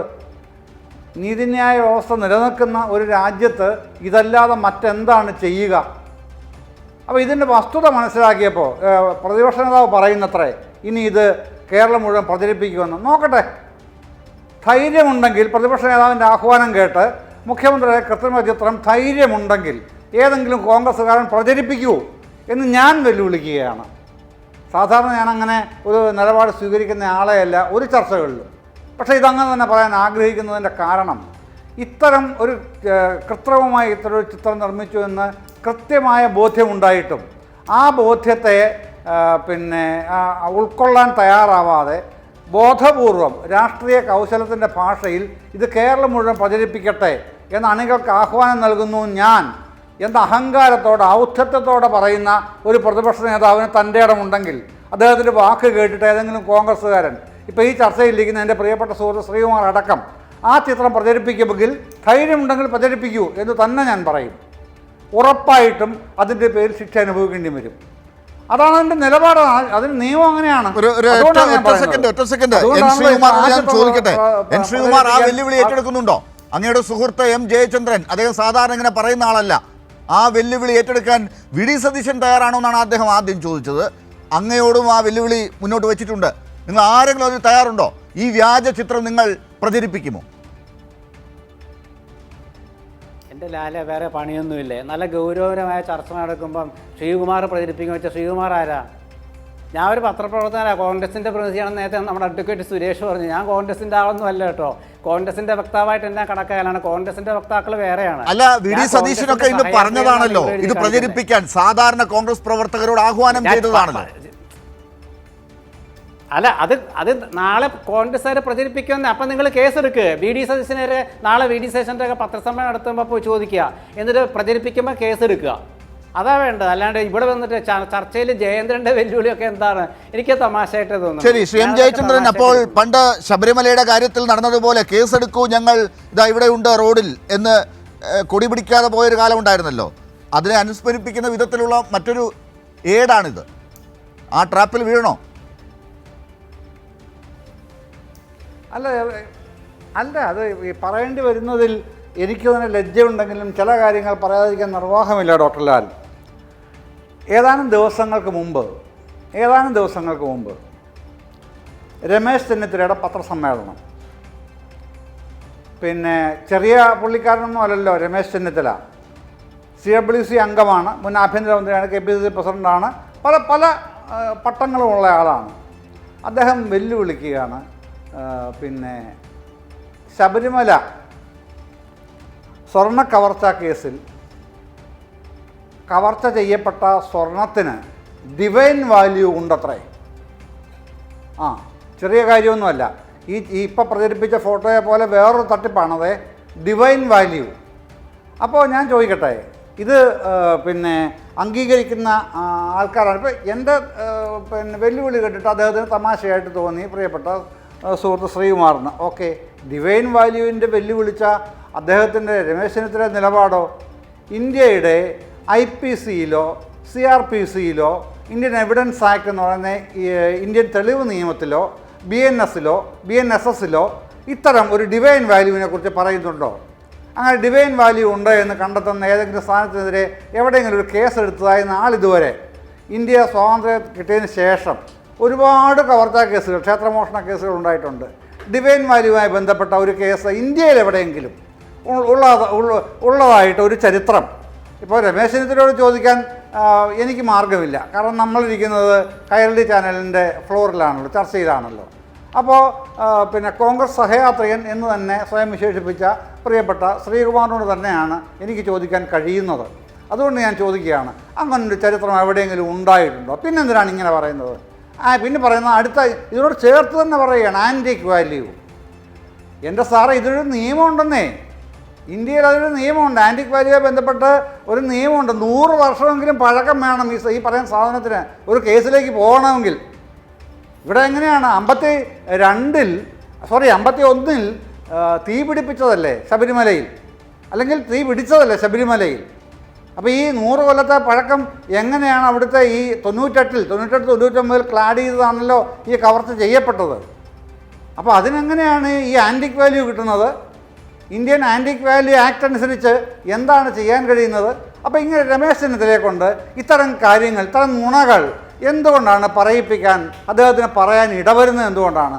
അദ്ദേഹത്തെ പോലെ രാഷ്ട്രീയക്കാരൻ സാധാരണ ഇത്തരം ശൃഗാല തന്ത്രങ്ങളൊന്നും പ്രയോഗിക്കാത്ത ഒരാളാണ്. പക്ഷെ അദ്ദേഹം പോലും ഈ ഉപദേഷ്ടാക്കളുടെ കെണിയിൽ വീണു പോവുകയാണ്. ഇതിന് ആൻറ്റിക് വാല്യൂ ഉണ്ട്, പിന്നെ ഡിവൈൻ വാല്യൂ ഉണ്ട് എന്നൊക്കെയുള്ള വാദമുഖങ്ങൾ വിശ്വസിച്ച് അത് പ്രചരിപ്പിക്കുകയാണ്. ഈ പിന്നെ ഇയാളുണ്ടല്ലോ വിജയ് മല്യ സമർപ്പിച്ച സ്വർണത്തിൻ്റെ റിപ്പോർട്ട് ഹൈക്കോടതിയുടെ ദേവസ്വം ഡിവിഷൻ ബെഞ്ച് ആവശ്യപ്പെട്ട പ്രകാരം SIT സമർപ്പിച്ച ഒന്നാമത്തെ അന്വേഷണ റിപ്പോർട്ടിൽ സീൽഡ് കവറിൽ വെച്ച് നമ്മുടെ എല്ലാം ഉള്ള ആ കോപ്പിയിൽ ഇയാളുടെ വിജയ് മല്യയുടെ ഫിനാൻസ് മാനേജർ ജയകുമാർ എന്ന് മറ്റാണ് അയാളുടെ പേര്. അയാൾ ആണ് പറയുന്നത് 31 കിലോ സ്വർണം ക്ലാഡ് ചെയ്തു എന്നുള്ളത്. മറ്റെന്തെങ്കിലും തെളിവ് അവിടെ ഉണ്ടോ? ഒരു കാര്യം ഉണ്ടെന്നുള്ളതിന് ആർക്കെങ്കിലും എന്തെങ്കിലും ഒരു തെളിവ് തരാൻ പറ്റിയാൽ മതി ഇങ്ങനെയാണെന്നുള്ളതിന്. ഞാനത് അംഗീകരിക്കുന്നു, മുഖവിലയ്ക്ക് അങ്ങ് എടുക്കുകയാണെന്നേ. അപ്പോൾ എന്തിനാണ് ജസ്റ്റിസ് KT ശങ്കരനോട് ഇതിൻ്റെ ഒന്ന് അളവെടുക്കാൻ പറഞ്ഞത്? ഹൈക്കോടതി ഡിവിഷൻ ബെഞ്ച് പറഞ്ഞത് എന്തിനാണ്? എൻ്റെ ഒരു എളിയ സംശയം ഞാൻ ചോദിക്കുകയാണ്. ഞാൻ പാട്ടിലേക്കൊന്നും പോകുന്നില്ല, പാട്ടിൻ്റെ വ്യുൽപ്പത്തിയിലേക്കും കടക്കുന്നില്ല. ഇത്തരം സാധാരണ പൗരന്മാരുടെ സംശയങ്ങൾ ചോദിക്കുന്നതാണല്ലോ നല്ലത് ഡോക്ടർ ലാൽ. അതുകൊണ്ടാണ് ഞാൻ ചോദിക്കുന്നത്. തീർച്ചയായിട്ടും ഇങ്ങനെ ഇതിൻ്റെ അകത്ത് KT ശങ്കരനോട് പറഞ്ഞത് അതിൻ്റെ അളവ് കൊണ്ടുവരണം എന്നാണല്ലോ പറഞ്ഞത്. അപ്പോൾ ഈ ആൻറ്റിക് വാല്യൂ, ഡിവൈൻ വാല്യൂ ഇതൊക്കെ ഒരു ഭാഗത്ത് നിൽക്കുന്നു. അത് കഴിഞ്ഞ് പിന്നെ അടുത്ത ഒരു കാര്യം കൂടെ അതോടെ പറഞ്ഞ് ഞാൻ നിർത്തിയേക്കാം. രമേശ് ചെന്നിത്തല തന്നെ പറഞ്ഞതാണ്, പിന്നെ ഇവിടെ എന്തുകൊണ്ടാണ് പിന്നെ SITയിൽ വിശ്വാസമില്ല, അതുകൊണ്ട് CBI അന്വേഷണം വേണം എന്ന് നിയമസഭയിൽ ആവശ്യപ്പെട്ട പ്രതിപക്ഷം SITയെ സമീപിച്ച് സുഹൃത്തായ വിദേശ വ്യാപാരി ബിസിനസ്സുകാരൻ നൽകിയ വിവരം അനുസരിച്ച് ഞാനിതാ തരുന്നു ഇങ്ങനെയുള്ള വിവരങ്ങൾ എന്ന് പറഞ്ഞ് അത് കൊടുത്ത്, അപ്പോൾ ആ വിശ്വാസം ഇവിടെ നിന്നാണ് പെട്ടെന്ന് രണ്ടാമത് പൊങ്ങി ഉയർന്നു വന്ന് ഇങ്ങനെ നിൽക്കുന്നത്? ഇപ്പോൾ നിയമസഭയാണല്ലോ ജനാധിപത്യത്തിൻ്റെ ശ്രീകോവിൽ. മുൻ പ്രതിപക്ഷ നേതാവുമാണല്ലോ, KPCC പ്രസിഡന്റ്, ആഭ്യന്തരമന്ത്രിയൊക്കെയാണല്ലോ അദ്ദേഹവും VD സതീശനും ഉൾപ്പെടെയുള്ള UDF കക്ഷികൾ ഒന്നാകെയാണ് വിശ്വാസമില്ല SITയിൽ, ഞങ്ങൾക്ക് CBI തന്നെ വേണം എന്നാണല്ലോ 5 ദിവസം നിരന്തരമായി തടസ്സപ്പെടുത്തിയത്. അതും മറുഭാഗത്ത് അതേപോലെ തന്നെ നിൽക്കുന്നു. അപ്പോൾ എന്താണ് ഇവർക്ക് പ്രശ്നങ്ങൾ എങ്ങനെ ഡൈവേർട്ട് ചെയ്യണം എന്നുള്ളതിലാണ് ഇപ്പോൾ അന്വേഷണവും താല്പര്യവും. അതിൻ്റെ പിരിമുറുക്കങ്ങളാണ് ഈ കാണുന്ന പലതരത്തിലുള്ള പിരിമുറുക്കങ്ങൾ, വല്ലാതെ പിരിമുറുകയാണ്. അതുകൊണ്ടാണല്ലോ പിന്നെ പത്മകുമാറിൻ്റെ കാര്യം എടുത്തിടുന്നത്. പത്മകുമാറിനെ കുറ്റക്കാരനാണെങ്കിൽ ശിക്ഷിക്കുമെന്നേ ആർക്കാ തർക്കം? സി പി എമ്മിനോല് ഈ ഏതെങ്കിലും തർക്കമുണ്ടോ? പക്ഷേ ന്യായീകരണം എന്താ പറയുന്നത്? എന്താ പത്മകുമാറിനെ സി പി എം നടപടി എടുക്കാത്തതിന് ഒറ്റ കാരണമേ ഉള്ളൂ. എന്താണ് കാരണം? പത്മകുമാറിന് ഒരുപാട് രഹസ്യങ്ങൾ അറിയാം. ആ രഹസ്യങ്ങൾ അറിയാവുന്നതുകൊണ്ട് അദ്ദേഹം ബന്ധപ്പെട്ട ഉന്നതരുടെ പേരങ്ങ് വെളിപ്പെടുത്തും. ആ സാമാന്യ യുക്തി, അതൊരു ലോജിക്കാണെങ്കിൽ ആ ലോജിക്കൽ കൺക്ലൂഷൻ സാധാരണഗതിയിൽ വിചാരിക്കുന്ന എന്താണ് സാധാരണക്കാർ? അങ്ങനെ വെളിപ്പെടുത്തുകയാണെങ്കിൽ ഏറ്റവും പെട്ടെന്ന് വെളിപ്പെടുത്തി കിട്ടിയാൽ നിയമസഭാ ഇലക്ഷൻ 3 മാസം കഴിഞ്ഞ് വരാനിരിക്കുകയാണല്ലോ, അപ്പോഴത്തേക്ക് മുഖം വികൃതമാവത്തില്ലല്ലോ. ഈ ആരുടെയെങ്കിലും വികൃതമാകാനുണ്ടെങ്കിൽ അപ്പോൾ ഇയാൾ നേരത്തെ പറയുന്നതാണല്ലോ നല്ലത്. അങ്ങനെ ആവുമ്പോൾ അതല്ലേ സാധാരണക്കാർ ചിന്തിക്കുന്നത്? കുറ്റവാളികൾ, കുറ്റം ചെയ്തിട്ടുള്ളവർ മറിഞ്ഞിരിക്കുന്നവരാണെങ്കിൽ അവരതല്ലേ ചിന്തിക്കുന്നത്? ഇയാൾ പറഞ്ഞാലും 2-3 മാസം ഉണ്ടല്ലോ, ആ 3 മാസം കൊണ്ട് ഇത് നമുക്ക് ഒപ്പിച്ച് തേച്ച് എടുക്കാം. അത് വ്യക്തിയാണെങ്കിലും പാർട്ടിയാണെങ്കിലും മുന്നണിയാണെങ്കിലും താങ്കൾ പറഞ്ഞു വന്ന ആ കാര്യങ്ങൾ ശ്രീകുമാർ ഉൾപ്പെടെ ഒരുപാട് പിരിമുറുക്കങ്ങൾ ശ്രീകുമാർ ഉൾപ്പെടെ പ്രതികരിക്കേണ്ടതാണ്. ആ കാര്യങ്ങളിൽ നമുക്ക് നോക്കാം. പക്ഷെ അതിനും അപ്പുറത്തേക്ക് കാര്യങ്ങൾ കടന്നിരിക്കുന്നു. ഇപ്പോൾ താങ്കൾ അതിലേക്കൊക്കെ വരാൻ ഇരിക്കുകയായിരിക്കാം. പക്ഷെ ഞാൻ അതിനു മുമ്പ് ആ ചോദ്യം ശ്രീകുമാറിലേക്ക് ഇടുകയാണ്. നോക്കൂ, ഇപ്പോൾ ഈ പറഞ്ഞ കാര്യങ്ങളൊക്കെ പത്മകുമാറിൽ നിന്നൊക്കെ മാറി കാര്യങ്ങൾ വേറെ പലയിടത്തേക്കും എത്തിയിട്ടുണ്ട്. അതാണ് അടൂർ പ്രകാശും ആൻ്റണിയും ഒക്കെ ചേർന്ന് ദുരൂഹത ഉണ്ടാക്കി വെച്ചിരിക്കുന്നത്, സോണിയാഗാന്ധിയുടെ തലയിലേക്ക് ഇട്ടത്. എപ്പോഴാണ് ഇവർ സോണിയാഗാന്ധിയെ കണ്ടത്? ഏത് സമയത്താണ് കണ്ടത്? ആരാണ് ഈ സോണിയാഗാന്ധിയുടെ വീട്ടിൽ ഇവരെ എത്തിച്ചത്? ആരാണ് ആ അപ്പോയിൻമെൻറ്റ് വാങ്ങിക്കൊടുത്തത്?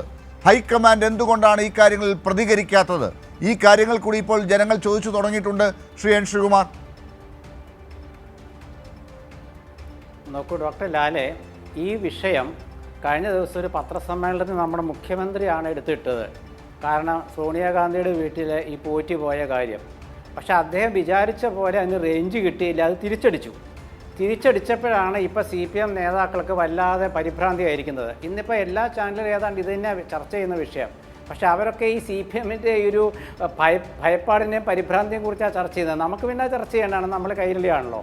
പക്ഷേ നമുക്കിവിടെ ചർച്ച ചെയ്യേണ്ട വിഷയം എന്താ വെച്ചാൽ ഈ വിഷയം നിങ്ങളിങ്ങനെ ചർച്ച ചെയ്തുകൊണ്ടിരിക്കണം. കാരണം എന്താ വെച്ചാൽ തോറ്റു എന്ന് ഞങ്ങൾ സമ്മതിക്കാത്തൊരു പാർട്ടിയുടെ മുമ്പിൽ എന്തു പറഞ്ഞിട്ട് എന്താ കാര്യം? ദയവായി ഈ കാര്യത്തെ വളച്ചൊടിച്ച് കൊണ്ടുപോകരുത്. ദയവായി ഞാൻ അങ്ങയോട് ഈ കാര്യത്തിൽ അങ്ങേക്ക് പറയാനുള്ള രാഷ്ട്രീയം എനിക്ക് മനസ്സിലായി. തോറ്റ കാര്യങ്ങൾ നമ്മൾ ഒരുപാട് ചർച്ച ചെയ്തതാണ്. ഇവിടെ എനിക്ക് ഡയറക്റ്റായി താങ്കളോട് ചോദിക്കാനുള്ളത് 2 ചോദ്യങ്ങൾ മാത്രമാണ്. ഈ സോണിയാഗാന്ധിയുടെ വീട്ടിലേക്ക് ആൻ്റണിയും അടൂർ പ്രകാശും അല്ല എത്തിച്ചതെങ്കിൽ ആരാണ് ഉണ്ണികൃഷ്ണൻ പോറ്റി അവിടെ കൊണ്ടുവന്നത്? ഈ പറയുന്ന ഗോവർദ്ധനെ അവിടേക്ക് കൊണ്ടുവന്നത്? അത് പറയണ്ടേ ഹൈക്കമാൻഡ്? ഏത് സമയത്താണത്? ഏത് കാലഘട്ടത്തിൽ? ഡോക്ടർ ലാലെ, സോണിയാഗാന്ധി ദേവസ്വം മന്ത്രി ആയിരുന്നില്ല. ഞാൻ ഒരു കാര്യം പറഞ്ഞുതരാം, നിങ്ങൾ ഇടപെടാണ്ടിരിക്കും, ഞാൻ പറഞ്ഞുതരാം. നിങ്ങൾ ക്ഷമിക്കൂ, ഞാൻ പറഞ്ഞുതരാം. നിങ്ങളുടെ പരിഭ്രാന്തി എനിക്കറിയാം, ഞാൻ പറഞ്ഞുതരാം, ക്ഷമിക്കൂ. താങ്കൾ അത് പറയുന്നതാണ് എനിക്ക് തോന്നുന്നത്, അതുകൊണ്ട് ഞാൻ ക്ഷമിക്കാം. അല്ല, സോണിയാഗാന്ധിയുടെ വീട്ടിൽ ഇവർ ഈ പോറ്റി പോയ ചിത്രമുണ്ട്. അന്ന് പോറ്റി ഏത് കാലത്താണ് പോയെന്ന് ആലോചിക്കണം. ഒരാൾക്ക് ഇന്ന് സതീശൻ തന്നെ പറഞ്ഞിട്ടുണ്ട്, ആർക്ക് മുഖ്യമന്ത്രിയോടൊപ്പം പോലും ചിത്രമെടുക്കാം, പ്രധാനമന്ത്രിക്കൊപ്പം ചിത്രമെടുക്കാം. ഇതൊന്നും കോൺഗ്രസ് അല്ല വിഷയമാക്കിയത്. തോറ്റു കഴിഞ്ഞപ്പോൾ മുഖ്യമന്ത്രി ആ സോണിയാഗാന്ധിയുടെ ചിത്രം, ഇതൊക്കെ നമ്മൾ പണ്ടേ കണ്ടതാണ് കേട്ടോ. ഇത് മുഖ്യമന്ത്രി പറയുന്നതിന് മുമ്പ് തന്നെ ഈ ചിത്രം പുറത്തു വന്നു. മുഖ്യമന്ത്രി അത് ഒന്നുകൂടി പറഞ്ഞേ ഉള്ളൂ. മുഖ്യമന്ത്രി പറഞ്ഞപ്പോഴേക്കും കോൺഗ്രസ് ഭയം വന്നു. അതാണ് താങ്കൾ നേരത്തെ പറഞ്ഞ കമ്മ്യൂണിസ്റ്റ് ഭയം പോലെ കോൺഗ്രസ് ഭയം വന്നു. അതുകൊണ്ടാണ് ഞാൻ ചോദിക്കുന്നത്, ഇത്രയേ ഉള്ളൂ. ഇതൊക്കെ എന്തിനാണ് ഇങ്ങനെ വളച്ചു നീട്ടിക്കൊണ്ടുപോകുന്നത്?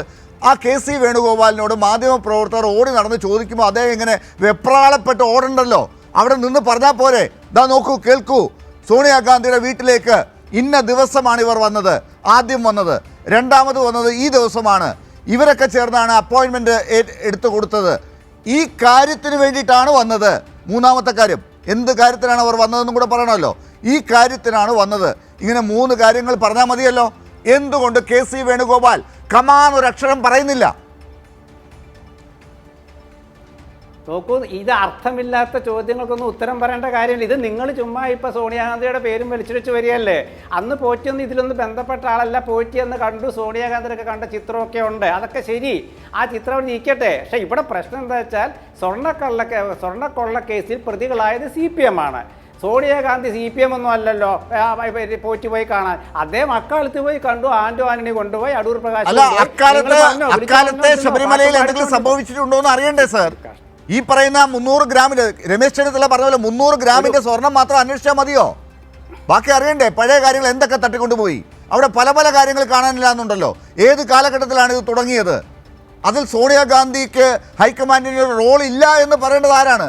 ഹൈക്കമാൻഡ് പറയണ്ടേ ഈ കള്ളൻ അവിടെ വന്നപ്പോൾ ഞങ്ങൾക്ക് ഇതുമായി യാതൊരു ബന്ധവും ഇല്ല, ഞങ്ങൾ ചർച്ച ചെയ്തത് വേറെ കാര്യമാണെന്ന് പറയണ്ടേ അവർ? നോക്കൂ, ഇങ്ങനത്തെ ചുമ്മാ അസംബന്ധ ചോദ്യങ്ങൾക്കൊന്നും കോൺഗ്രസ് ഉത്തരം പറയില്ല. ലാല് പരിഭ്രാന്തനാകാതിരിക്കൂ, ഞാൻ പറയട്ടെ. ലാലിന് പരിഭ്രാന്തി വരാതിരിക്കൂ, ഞാൻ പറയട്ടെ. അങ്ങേക്ക് വെപ്രാളമുണ്ട്, നല്ല വെപ്രാളമുണ്ട് സാർ. വി ഡി സതീശന്റെയും രമേശ് ചെന്നിത്തലയുടെയും മുഖത്ത് കാണുന്ന വെപ്രാളം ഇന്നിപ്പോ എനിക്ക് എൻ ശ്രീകുമാറിന്റെ മുഖത്ത് കാണാം. എൻ്റെ ലാലം ചുമ്മാ അതൊന്നും വിളിച്ചു പറയല്ലേ. ജയിച്ചിരിക്കുന്ന ഒരു മുന്നണിയുടെ സഹയാത്രികനാ ഞാൻ. തോറ്റ് തുന്നം പാടിയ ഒരു പാർട്ടിയുടെ മുഖചാനലിന്റെ അവതാരകനാ നിങ്ങൾ. പക്ഷേ ഈ ജയം നിങ്ങൾക്ക് തുടരാൻ സാധിക്കുമോ? 2026 നിയമസഭാ തെരഞ്ഞെടുപ്പിലേക്ക് പോകുമ്പോൾ നിങ്ങൾക്ക് ഈ പറഞ്ഞ പ്രശ്നങ്ങൾ, ഈ ചോദ്യങ്ങളുടെ ഉത്തരം പറയാതെ ജനങ്ങളുടെ മുമ്പിൽ അവരെ വിഡ്ഢികളാക്കിക്കൊണ്ട് KC വേണുഗോപാൽ ഒന്നും പറയില്ല എന്ന് ഇന്ന് മാധ്യമങ്ങളുടെ മുമ്പിൽ നിന്ന് അങ്ങോട്ടും ഇങ്ങോട്ടും ഓടിക്കളിച്ചതുപോലെ അങ്ങനെ നാളെ തൊട്ട് മുന്നോട്ട് പോകാൻ പറ്റുമോ? ഹൈക്കമാൻഡ് ഒന്നും പറയാതെ മുന്നോട്ട് പോകുമോ? നോക്കൂ, തോറ്റ ഒരു പാർട്ടിയുടെ പാർട്ടിയും സർക്കാരും ഒക്കെ ഇതുപോലെ ഒരുപാട് കഥകൾ പറയും. അതിന് ഉത്തരം പറയില്ല. ഞാൻ പറയുന്നത് കേൾക്കൂ, നിങ്ങൾ ഒരു മിനിറ്റ് ഒന്ന് കേൾക്കൂ. അതായത് ഇവിടെ അടൂർ പ്രകാശനും അതുപോലെയൊക്കെ മറ്റാരൊക്കെ ആണല്ലോ കൊണ്ടുപോയെന്ന് പറഞ്ഞേ, ഒരു കേസെടുക്കുന്നേ. അവർക്കെതിരെ കേസ്. ഇപ്പോൾ രമേശ് ചെന്നിത്തല ഒരു വ്യവസായിയുടെ ഒരു കാര്യം പറഞ്ഞു, SITയുടെ മുമ്പിൽ, പ്രത്യേക അന്വേഷണ സംഘത്തിന് മുമ്പിൽ വന്ന് പറഞ്ഞു. അതുപോലെ ഇവിടെ ഇരിക്കുന്ന അഡ്വക്കേറ്റ് സുരേഷ് കുമാറിന് പരാതി കൊടുക്കാം, ജയേന്ദ്രനും പരാതി കൊടുക്കാം. പിന്നെ ജയേന്ദ്ര, ഇത് VD സസ്യം പറഞ്ഞല്ലോ നാളെ പടവിടുമെന്ന്. പടവിടുവോ ഇടാതിരിക്കുമോ എന്നുള്ളതൊക്കെ നാളത്തെ കാര്യം. പക്ഷേ പോറ്റിയെ കയറ്റി എന്നുള്ള പാട്ട് ഞങ്ങൾ പാടും എന്ന് പറഞ്ഞ് പാടിക്കൊണ്ടിരിക്കുക. 5 വയസ്സായ കുഞ്ഞുവരെ പാടുക. കേസെടുക്ക്. എവിടെ പോയി സർക്കാർ? അവർക്ക് വലിയ അവസരം കിട്ടി. അവർ ആ പാട്ടിന് പകരം വേറെ പാട്ട് ഇറക്കിയിട്ടുണ്ട്. നേരത്തെ സുരേഷ് കുമാർ പാടിയല്ലോ, വേറെ അത് മൂന്നാമത്തെ വേറെ പാട്ടാണെന്ന് തോന്നുന്നു. പോറ്റിയെ കയറ്റിയെ, സോണിയാഗാന്ധിയുടെ വീട്ടിൽ കയറ്റിയെ എന്നുള്ള. സുരേഷ് കുമാർ ഒരു കവിയായിട്ടുണ്ട്. സുരേഷ് കുമാർ, താങ്കൾ ഉൾപ്പെടെ ഇപ്പോൾ ഈ പുതിയ കഥകളൊക്കെ ചേർത്ത് പുതിയ പാട്ടുകൾ ഇറക്കുന്ന ഒരു ഘട്ടം കൂടി എത്തിയിട്ടുണ്ടല്ലോ. ഇപ്പോൾ എൻ ശ്രീകുമാർ പറഞ്ഞ അർത്ഥത്തിലേക്ക് ഈ കാര്യങ്ങൾ ഹൈക്കമാൻഡ് ഒന്നും വിശദീകരിക്കാതെ മുന്നോട്ട് പാരഡി മാത്രം വെച്ച് അവർക്ക് പോയി ഈ വിജയം തുടർന്ന് ആഘോഷിച്ച് മുന്നോട്ട് പോകാൻ പറ്റുമെന്ന് തോന്നുന്നുണ്ടോ? ശ്രീ എൻ ശ്രീകുമാറിൻ്റെ ആത്മവിശ്വാസം എങ്ങനെ താങ്കൾ വിലയിരുത്തുന്നു?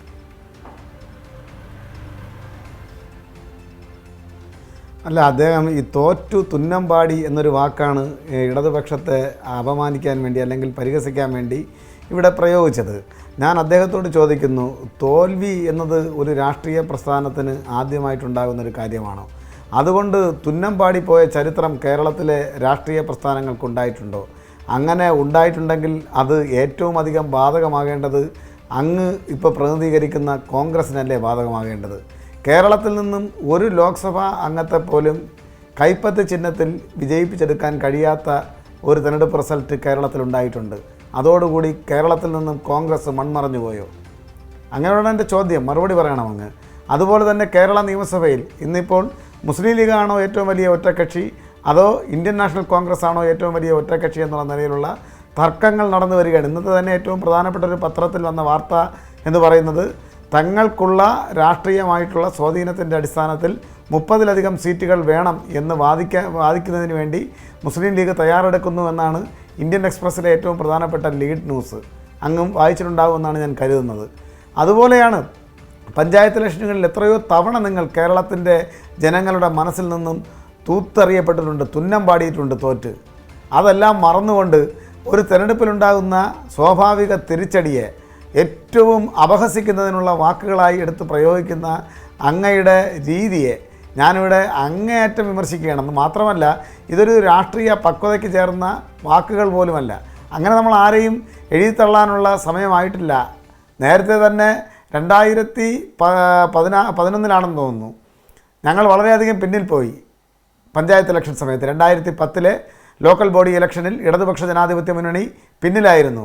തൊട്ടടുത്ത് നടന്ന മാസങ്ങൾക്ക് ശേഷം നടന്ന നിയമസഭാ തെരഞ്ഞെടുപ്പിലെ ചരിത്രം എന്താണ്? അങ്ങ് മറന്നുപോയോ? അങ്ങനെ മാധ്യമപ്രവർത്തകനല്ലേ? കേവലം 2 സീറ്റിൻ്റെ വ്യത്യാസത്തിലാണ് ഐക്യജനാധിപത്യ മുന്നണി കേരളത്തിൽ അധികാരത്തിലെത്തിയത്. പിന്നീട് പാറശാല MLA ആയി വിജയിച്ച, ഇടതുപക്ഷത്തിൽ നിന്ന് വിജയിച്ച സെൽവരാജിൻ്റെ കാലുമാറ്റവും അതുമായിട്ടുണ്ടായ രാഷ്ട്രീയ കോലാഹലവും ഒക്കെ നിങ്ങൾക്ക് എല്ലാവർക്കും അറിയാവുന്നതാണ്. രാഷ്ട്രീയ അധികാരം പിടിച്ചു നിർത്തുന്നതിന് വേണ്ടി മൺമറഞ്ഞു പോയ ശ്രീ ഉമ്മൻചാണ്ടിയുടെ നേതൃത്വത്തിൽ കേരളത്തിലെ കോൺഗ്രസ് നടത്തിയിട്ടുള്ള രാഷ്ട്രീയ ഊഹക്കച്ചവടം, ആയാറാം ഗയാറാം രാഷ്ട്രീയം ഉത്തരേന്ത്യയെ അനുസ്മരിപ്പിക്കുന്ന നിലയിൽ കേരളത്തിൽ നടപ്പിലാക്കിയത്, ഇതൊന്നും കേരളത്തിലെ ജനത മറന്നിട്ടില്ല. അങ്ങനെ എഴുതിത്തള്ളാൻ കഴിയുന്ന ഒരു മുന്നണിയല്ല ഇടതുപക്ഷ ജനാധിപത്യ മുന്നണി. നിങ്ങൾക്ക് എടുത്ത് കളയാൻ കഴിയുന്ന ഒരു രാഷ്ട്രീയ പ്രസ്ഥാനമല്ല CPIM. ഇത് നല്ല തിരിച്ചറിവുള്ള ആളാണ് ബഹുമാനപ്പെട്ട മാധ്യമപ്രവർത്തകനായിട്ടുള്ള ശ്രീ ശ്രീകുമാർ എന്നാണ് ഞാൻ കരുതുന്നത്. അപ്പോൾ അങ്ങയുടെ നാവിൽ നിന്നും ഇത്തരത്തിൽ തോറ്റ് തുന്നം പാടി എന്നൊക്കെ നാട്ടിൽ ഗോലി കളിക്കുമ്പോൾ കൊച്ചു കുട്ടികൾ തമ്മിൽ പറയുന്ന വാക്കുകൾ ഇത്തരത്തിൽ ഗൗരവതരമായി നടക്കുന്ന ഒരു ചർച്ചയിൽ പരാമർശിക്കുന്നത് അങ്ങേയറ്റം ബാലിശമായി പോകുന്നു എന്നാണ് എനിക്ക് അങ്ങയോട് സൂചിപ്പിക്കാനുള്ളത്. തെരഞ്ഞെടുപ്പുകൾ ഇനിയും വരും കേരളത്തിൽ. ആ തെരഞ്ഞെടുപ്പുകളിലെല്ലാം ഐക്യജനാധിപത്യ മുന്നണിക്ക് വർഗീയ ശക്തികളുടെ പിന്തുണയോടുകൂടി ഈ വിജയം നിലനിർത്താൻ കഴിയുമെന്ന് നിങ്ങൾ അഹങ്കരിക്കുന്നത് നിങ്ങളുടെ രാഷ്ട്രീയ പക്വതയില്ലായ്മയുടെ ഏറ്റവും പ്രധാനപ്പെട്ട തെളിവായി, ഉദാഹരണമായി എനിക്ക് ചൂണ്ടിക്കാണിക്കാൻ വേണ്ടി സാധിക്കും. നിങ്ങൾ നേരത്തെ പറഞ്ഞു ഒരു കവിത കേരളത്തിലെമ്പാടും ഒരു പാരഡി ഗാനം ഏറ്റുപാടുകയാണ് എന്ന്. നിങ്ങൾക്ക് പാരഡി ഗാനത്തിൻ്റെയും കവിതയുടെയും സിനിമാ ഗാനത്തിൻ്റെയൊക്കെ ഏറ്റവും അധികം ഭയപ്പെട്ട ചരിത്രം ആർക്കാണെന്ന് അറിയാമോ? കേരളത്തിലെ കോൺഗ്രസ്സിനാണ്. ഞാൻ നേരത്തെ പറയാൻ വിട്ടുപോയതാണ്. 1976 മാർച്ച് 2 കക്കയം ക്യാമ്പിൽ കൊണ്ട് നിങ്ങൾ രാജൻ എന്ന് പറയുന്നൊരു ചെറുപ്പക്കാരനെ, കേരളത്തിലെ കോൺഗ്രസിൻ്റെ ഏറ്റവും തലമുതിർന്ന നേതാവായിട്ടുള്ളയാൾ കേരളത്തിൽ ആഭ്യന്തര വകുപ്പിന് നേതൃത്വം നൽകുമ്പോൾ അടിയന്തരാവസ്ഥയുടെ കാലത്ത് ഇടിച്ചു കൊന്നിട്ടുണ്ട്. ആ മൃതദേഹം പോലും പുറത്ത് കാണിക്കാതെയാണ് ആ അമ്മയും അച്ഛനും ഈശ്വരവാര്യരും സഹധർമ്മിണിയും മരിച്ചത്. എന്തിനാണ് കൊന്നതെന്നറിയാമോ? ഒരു പാട്ടിനെ ഭയപ്പെട്ടതാണ്. കക്കയം ക്യാമ്പിൽ കൊല ചെയ്യപ്പെട്ട രാജൻ, അദ്ദേഹം ഒരു പാട്ടുപാടി എന്നുള്ളതാണ് അദ്ദേഹത്തിന് മേൽ ആരോപിക്കപ്പെട്ട അവരോധിച്ച കുറ്റമെന്നുള്ളത് താങ്കൾ തിരിച്ചറിയണം. ഇത്രമാത്രം ഒരു പാട്ടിനെയും ഒരു പാരഡിയെയും കേരളത്തിലെ ഇടതുപക്ഷ പ്രസ്ഥാനം അങ്ങനെ ഭയപ്പെടില്ല. നിങ്ങളാണ് ഭയപ്പെട്ടതും, നിങ്ങളാണ് കൊല ചെയ്തതും, നിങ്ങളാണ് ആ ശരീരം പോലും, മൃതശരീരം പോലും ആ മാതാപിതാക്കൾക്ക് കൊടുക്കാതെ അതിനെ കത്തിച്ച് കളഞ്ഞതും. അതിൻ്റെ പൂർണ്ണമായിട്ടുള്ള രാഷ്ട്രീയ ഉത്തരവാദിത്വം പേറുന്ന, പാപഭാരം പേറുന്ന ഒരു പ്രസ്ഥാനമാണ് ഇന്ത്യൻ നാഷണൽ കോൺഗ്രസ് എന്ന തിരിച്ചറിവുണ്ടായിരിക്കണം. എന്നിട്ട് വേണം നിങ്ങൾ പാരഡിയെയൊക്കെ വല്ലാതെ പാട്ടുപാടി അപഹസിക്കുന്നതൊക്കെ. ഞാൻ പറഞ്ഞല്ലോ, ഞാൻ പാടിയത് ഞാൻ രചിച്ച കവിതയൊന്നുമല്ല, എൻ്റെ നാട്ടിലെ ആളുകൾ പാടിക്കൊണ്ട് നടക്കുകയാണ്.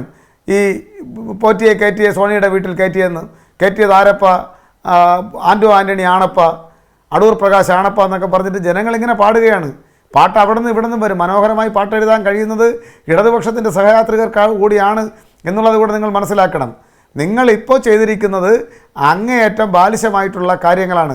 ഇത്തരത്തിൽ അയ്യപ്പനെയും ശബരിമലയെയും ചേർത്ത് വെച്ച് കേരളത്തിലെ മുഖ്യമന്ത്രിയുടെ AI ചിത്രം പ്രചരിപ്പിച്ച് നാട്ടിൽ കലാപാഹ്വാനം ഉണ്ടാക്കാനും അതുവഴി അയ്യപ്പ ഭക്തന്മാരുടെ വികാരം വ്രണപ്പെടുത്താനും ആ വ്രണപ്പെടുന്ന വികാരം ഇടതുപക്ഷ പുരോഗമന പ്രസ്ഥാനത്തിനെതിരെ, അതിൻ്റെ ഏറ്റവും തലമുതിർന്ന നേതാവിനെതിരെ ഒക്കെ തിരിച്ചുവിടാൻ നിങ്ങൾ നടത്തിക്കൊണ്ടിരിക്കുന്ന ശ്രമം അധികാരം ഏത് വിധേനയും കൈയാളുക എന്നുള്ള അങ്ങേയറ്റത്തെ അബദ്ധജടിലമായിട്ടുള്ള കാര്യങ്ങളാണ് ഈ സമൂഹത്തിനകത്ത് നിങ്ങൾ ചെയ്തുകൊണ്ടിരിക്കുന്നത്.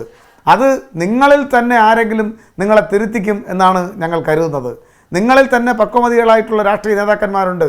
അപക്വമതികളായിട്ടുള്ള ആളുകളാണ് നിങ്ങളിൽ ഏറിയ കൂറും എങ്കിലും നിങ്ങളെ തിരുത്തിക്കാൻ കഴിയുന്ന പക്വമതികളായിട്ടുള്ള നേതാക്കന്മാർ ഇപ്പോഴും നിങ്ങളിൽ അവശേഷിക്കുന്നുണ്ട് എന്നാണ് ഞങ്ങൾ കരുതുന്നത്. ആ ആളുകൾ നാക്കെടുത്ത് മിണ്ടുന്നില്ല, അവർ സംസാരിക്കുന്നില്ല. രാഷ്ട്രീയം പറയേണ്ടടുത്ത് രാഷ്ട്രീയം പറഞ്ഞ്, വികസനം ചർച്ച ചെയ്യുന്നിടത്ത് വികസനം ചർച്ച ചെയ്ത്, ക്ഷേമ പ്രവർത്തനങ്ങളെ സംബന്ധിച്ച് ചർച്ച സംഘടിപ്പിച്ച് രാഷ്ട്രീയമായി ഇടതുപക്ഷ പ്രസ്ഥാനത്തെ നേരിടാൻ നിങ്ങളെ ഞങ്ങൾ വെല്ലുവിളിക്കുകയാണ്. നിങ്ങൾ അവിടെ നിന്ന് ഓടിക്കളയും, ഞങ്ങൾക്കറിയാം, മുങ്ങിക്കളയും നിങ്ങൾ. കാരണം നിങ്ങൾക്ക് രാഷ്ട്രീയം പറഞ്ഞ് ഇടതുപക്ഷത്തെ നേരിടാനുള്ള കെൽപ്പ് അല്പം പോലും അവശേഷിക്കുന്നില്ല എന്ന തിരിച്ചറിവ് ഞങ്ങൾക്കുണ്ട്. ശരി, സാങ്കേതികമായി പരിഹരിക്കാൻ കഴിയുന്ന അങ്ങനെയൊക്കെ തിരിച്ചു വരാം. അഡ്വക്കേറ്റ് പ്രിയദർശൻ തമ്പി കൂടി ഇപ്പോൾ ചേർന്നിട്ടുണ്ട്. അത് അല്പസമയം മാത്രം നമ്മളോടൊപ്പം ടെലിഫോൺ ലൈനിലുണ്ടാവും. ശ്രീ പ്രിയദർശൻ തമ്പി, ഞാൻ അങ്ങയുടെ അല്പസമയം ഇതിനോട് ഈ ചർച്ചയിൽ ചേരണമെന്ന് പറഞ്ഞത് നിയമപരമായ ചില കാര്യങ്ങളെ സംബന്ധിച്ച് അങ്ങയുടെ ഒരു നിരീക്ഷണം അറിയാൻ വേണ്ടിയിട്ടാണ്. അതിപ്പോൾ ഇന്ന് N. സുബ്രഹ്മണ്യത്തിനെതിരെ കേസെടുത്തു, അദ്ദേഹത്തെ അറസ്റ്റ് ചെയ്തു, സ്വന്തം ജാമ്യത്തിൽ വിട്ടു, ഇതൊക്കെ നമ്മൾ കേട്ടു. മുഖ്യമന്ത്രിക്കെതിരെയുള്ള ഒരു വ്യാജ ചിത്രം പുറത്തിറക്കിയതിൻ്റെ പേരിൽ, അത് ഷെയർ ചെയ്തതിൻ്റെ പേരിലാണ് ഇപ്പോൾ അദ്ദേഹത്തിന് ഈ കേസ് നേരിടേണ്ടി വന്നിരിക്കുന്നത്. അതിന് കോൺഗ്രസ് ഇപ്പോൾ പറയുന്നത് അവർ നാളെ മുതൽ ഈ ചിത്രമൊക്കെ അവരെല്ലാവരും വീണ്ടും ഇറക്കും, എല്ലാവരും പ്രചരിപ്പിക്കും എന്നൊക്കെയാണ് പറയുന്നത്. അപ്പോൾ ഇത്തരത്തിലൊരു കലാപാഹ്വാനത്തിന് സമൂഹ മാധ്യമം വഴി ശ്രമിക്കുന്ന ആളുകൾക്കെതിരെ എന്ത് നടപടിയാണ്, എന്ത് കേസാണ് ഉണ്ടാകുക? അവർക്ക് ഏതൊക്കെ തരത്തിലുള്ള ശിക്ഷയാണ് ലഭിക്കുക? അല്ല, തീർച്ചയായിട്ടും ഒരു സംശയവും വേണ്ട. കാരണം ഇത് കൃത്യമായ ഇംപേഴ്സണേഷനാണ്. കാരണം ഒരു വ്യക്തി, ഇപ്പോൾ ഞാനൊന്നൊരു വ്യക്തി എൻ്റെ ഫോട്ടോ മോർഫ് ചെയ്ത് അല്ലെങ്കിൽ ടൂൾ ഉപയോഗിച്ച് AI ടൂൾ ഉപയോഗിച്ച് മറ്റൊരാളുടെ ഫോട്ടോയുമായി ചേർന്ന് നിൽക്കുന്നതായി കാണിക്കുക, അത് ഫോർജറി വരും, ഇംപേഴ്സണേഷൻ ആണ്. അത് ഇന്ത്യൻ പീനൽ കോഡ്, പഴയ ഇന്ത്യൻ പീനൽ കോഡ് ഇപ്പോഴത്തെ BNS പ്രകാരം കുറ്റകരമാണ്. അങ്ങനെ ചെയ്യാൻ പാടില്ല. കാരണം അത് ഗുരുതരമായ കുറ്റകൃത്യമാണ്. അത് forgery for the purpose of cheating എന്ന് പറയാം. കാരണം ആളുകളെ തെറ്റിദ്ധരിപ്പിക്കുക, മറ്റൊരാളുടെ ഫോട്ടോ, എന്റെ ഫോട്ടോ മോർഫ് ചെയ്തിട്ട് ഒരാളിന്റെ ഫോട്ടോയുമായി കാണിച്ചിട്ട് ജനങ്ങളെ ആകെ തെറ്റിദ്ധരിക്കും. അപ്പൊ മുഖ്യമന്ത്രിയെ പോലുള്ള ആള് അല്ലെങ്കിൽ ജനങ്ങളാകെ അറിയപ്പെടുന്ന ഒരാളിനെ അങ്ങനെ തെറ്റിദ്ധരിപ്പിക്കപ്പെടുകയാണെങ്കിൽ അത് വളരെ സീരിയസ് ആയിട്ടുള്ള ഒരു കോഗ്നൈസബിൾ ഒഫൻസ് തന്നെയാണ്, ഒരു സംശയവും വേണ്ട. അത് കേരള പോലീസ് ആക്ട് പ്രകാരവും BNS പ്രകാരവും അത് ഒഫൻസാണ്, കൃത്യമായ ഒഫൻസാണ്. അത് ചെയ്യാൻ ഒരു കാരണവശാലും ചെയ്യാൻ കഴിയില്ല. അത് ഇപ്പോൾ ഇൻഅഡ്വർട്ടന്റ് മിസ്റ്റേക്ക് നമുക്ക് പറയാൻ വേണമെങ്കിൽ അങ്ങനെയൊക്കെ ഒരു ഡിഫൻസ് നമുക്ക് എടുക്കാം. ഉദാഹരണത്തിന് ഞാൻ അറിയാതെ അങ്ങനെ ഒരു ആരോ അയച്ച ഒരു പോസ്റ്റ് ഞാൻ ഷെയർ ചെയ്തു എന്ന് വേണമെങ്കിൽ പറയാമെന്നല്ലാതെ ഞാനത് ചെയ്യും എന്ന് ഒരു ആൾക്കും പറയാൻ കഴിയില്ല. ഇത് ചെയ്തിരിക്കുന്നത് KPCCയുടെ ഉന്നതനായിട്ടുള്ള ഒരു ഭാരവാഹിത്വം വഹിക്കുന്ന വ്യക്തിയാണ് N. സുബ്രഹ്മണ്യൻ, സാധാരണ ആളല്ല. ഒന്നത്.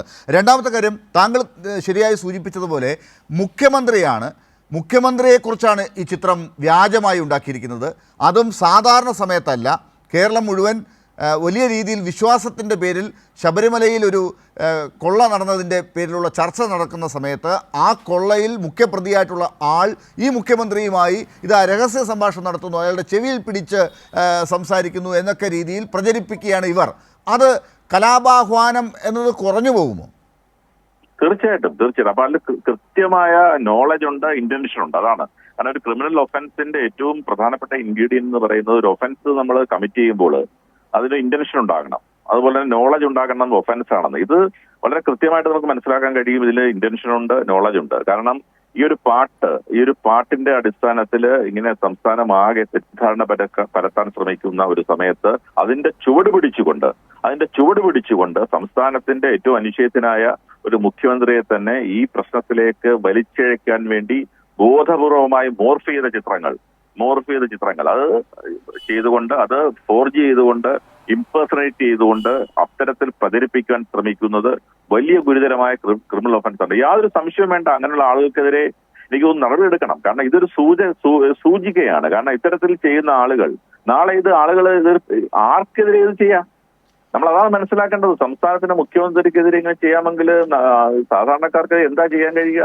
അപ്പൊ ഇങ്ങനെ ഇത്തരത്തിലുള്ള ഒഫൻസ് കൂടി വരികയാണ്. അതിനെ ഗുരുതരമായി വളരെ സീരിയസ് ആയിട്ട് നമ്മൾ അഡ്രസ് ചെയ്യണമെന്നുള്ള അഭിപ്രായക്കാരാണ് ഞാൻ. ശരി, പ്രിയദർശൻ തമ്പി, ഒറ്റ കാര്യം കൂടി നോക്കൂ. വളരെ സമയക്കുറവുള്ളത് കൊണ്ടാണ് ഞാൻ പെട്ടെന്ന് ഇടപെടുന്നത്. സോണിയാഗാന്ധിയുടെ പേരിലും ഒരു ചിത്രം വന്നിട്ടുണ്ട്, 1-2 ചിത്രങ്ങൾ വന്നിട്ടുണ്ട്. ആ ചിത്രങ്ങളിൽ പക്ഷേ നമ്മുടെ സംസ്ഥാനത്തെ 2 MP-മാരാണ് അതിനകത്തുള്ളത്. അവർ കഴിഞ്ഞ ദിവസം മാധ്യമങ്ങളെ കണ്ടിട്ട് പറഞ്ഞിരിക്കുന്നത് എന്തിനു വേണ്ടിയിട്ടാണ് ഈ ഉണ്ണികൃഷ്ണൻ പോറ്റിയുമായിട്ട് ഞങ്ങൾ അവിടെ പോയെന്നുള്ളത് ഞങ്ങൾക്കറിയില്ല, ആരാണ് അദ്ദേഹത്തെ അങ്ങോട്ടേക്ക് കൊണ്ടുവന്നിരിക്കുന്നത്, അപ്പോയിൻമെൻ്റ് എടുത്ത് കൊണ്ടുവന്നതെന്നും ഞങ്ങൾക്കറിയില്ല എന്ന് പറഞ്ഞാൽ പറയേണ്ടത് സോണിയാഗാന്ധിയാണ് ഇനി എന്നാണ്.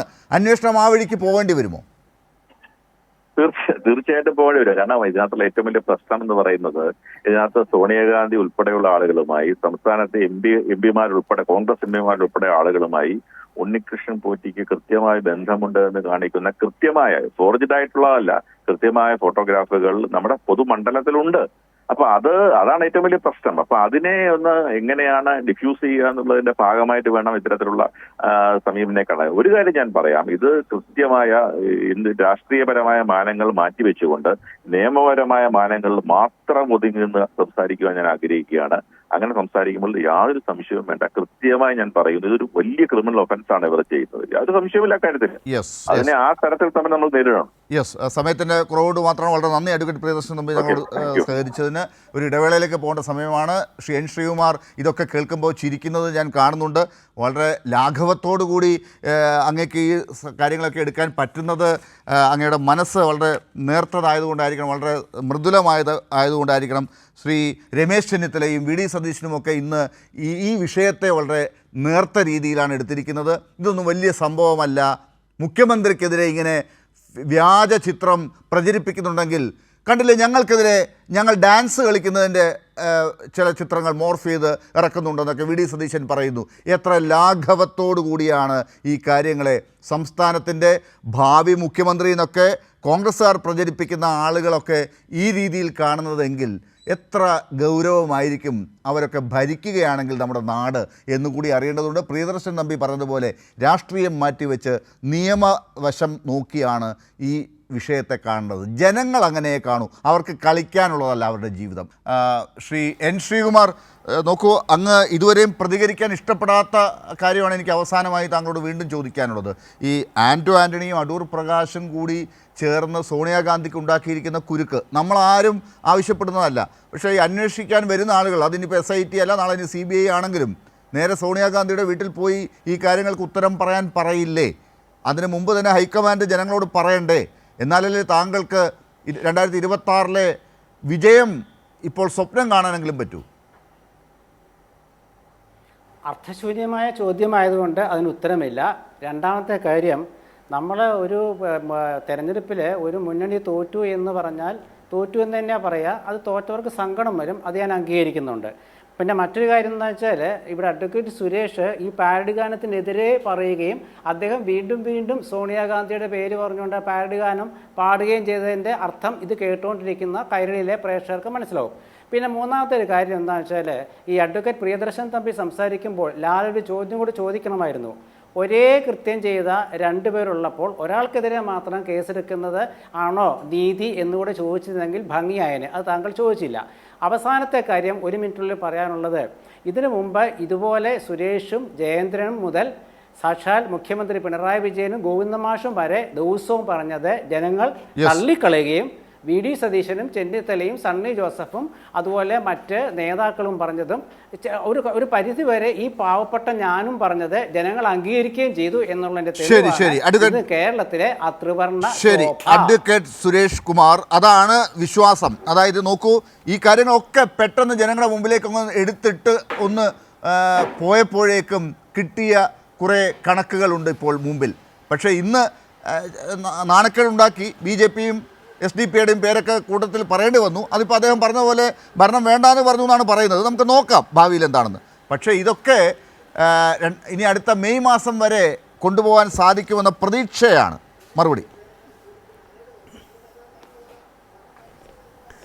നോക്കൂ, ഞാൻ അങ്ങയോട് ചോദിച്ച, കോൺഗ്രസിൻ്റെ പ്രതിനിധിയോട് ചോദിച്ച ഒരു കാര്യം, ഈ സോണിയാഗാന്ധിയുടെ വീട്ടിലേക്ക് 10 ജൻപതിലേക്ക് ബഹുമാനപ്പെട്ട ആൻ്റണിയും അതുപോലെ തന്നെ ശ്രീ അടൂർ പ്രകാശും ഇദ്ദേഹത്തെ കൂട്ടിക്കൊണ്ടുപോയതിൻ്റെ മോട്ടീവിനെ സംബന്ധിച്ച് നാളിതുവരെയായി വ്യക്തമായൊരു മറുപടി പറയാൻ കഴിഞ്ഞിട്ടില്ല.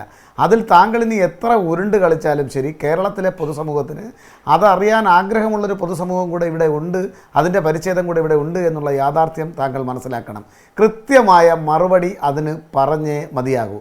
രണ്ടാമത്തെ കാര്യം, താങ്കളുടെ പ്രസ്ഥാനം അകപ്പെട്ടിരിക്കുന്ന മൂല്യച്യുതിയെക്കുറിച്ചാണ്, ചീഞ്ഞളിഞ്ഞ രാഷ്ട്രീയത്തെക്കുറിച്ചാണ്. നിങ്ങൾ നോക്കൂ, ഇന്നലെയല്ലേ നിങ്ങളുടെ മേയറാകുമെന്ന് പ്രതീക്ഷിച്ചിരുന്ന ശ്രീമതി ലാലി ജെയിംസ് കേരളത്തിലെ മുഖ്യധാര മാധ്യമങ്ങളെ മുഴുവൻ പേരെയും അഭിസംബോധന ചെയ്തുകൊണ്ട് പറഞ്ഞത് തൃശ്ശൂരിൽ മേയർ സീറ്റ് കച്ചവടം ചെയ്തിരിക്കുകയാണ്, കോടിക്കണക്കിന് രൂപയ്ക്കാണ് കച്ചവടം ചെയ്തതെന്ന് അവർ പറഞ്ഞു. ഇന്നിപ്പോൾ കാണാൻ കഴിയുന്നത് ആ പരസ്യ പ്രസ്താവനയുടെ പേരിൽ അവർക്കെതിരെ നടപടി എടുക്കുന്നതുമായി ബന്ധപ്പെട്ടുള്ള കാര്യങ്ങളാണ്. ഇത്രമാത്രം ചീഞ്ഞളിഞ്ഞ ഒരു രാഷ്ട്രീയത്തെ പ്രതിനിധീകരിച്ചുകൊണ്ട് നിങ്ങൾ പറയുമ്പോൾ നിങ്ങൾ അതിനെ പവിത്രവൽക്കരിച്ചുകൊണ്ട് പറയുകയാണ്. പിന്നെ തിരഞ്ഞെടുപ്പ് തോൽവിയെ സംബന്ധിച്ച് ഇന്ത്യ മഹാരാജ്യത്ത് ഇന്ത്യൻ നാഷണൽ കോൺഗ്രസ് എന്ന് പറയുന്ന രാഷ്ട്രീയ പ്രസ്ഥാനം എത്ര സ്റ്റേറ്റുകൾ ഭരിച്ചിരുന്നു, ഇന്ന് എത്ര സ്റ്റേറ്റുകൾ ഉണ്ട് എന്നുള്ളതിനെ സംബന്ധിച്ച് ഒരു പുനർവിചിന്തനം താങ്കൾ നടത്തണം. എന്നിട്ട് വേണം ജയത്തെയും തോൽവിയെയും കുറിച്ച്, അതിൻ്റെ വിമർശനത്തെക്കുറിച്ചും അഹങ്കാരത്തെക്കുറിച്ചും ഇത്തരം മീഡിയ പ്ലാറ്റ്ഫോമുകളിൽ വന്നിരുന്ന് ഡിസ്കഷൻ എന്നുള്ളത് മനസ്സിലാക്കണം. സ്വയം വിമർശനപരമായ ഒരു ചിന്തയുണ്ടായിരുന്നുവെങ്കിൽ ഒരു കോൺഗ്രസ്സുകാരൻ എന്ന നിലയ്ക്ക് താങ്കൾ അത്തരം അഭിപ്രായ പ്രകടനം നടത്തില്ലായിരുന്നു. ശരി, ശ്രീ M ജയചന്ദ്രൻ, അവസാനമായി താങ്കൾക്കുള്ള സമയമാണ്. അടൂർ പ്രകാശും ആൻ്റണിയും കോൺഗ്രസിന് സോണിയാഗാന്ധിക്ക് ഉണ്ടാക്കിയിരിക്കുന്ന പരിക്കെന്താണ്? ഒറ്റ മിനിറ്റിൽ. N ശ്രീകുമാർ അതിനോട് പ്രതികരിക്കുന്നേയില്ല, തൊടുന്നില്ല.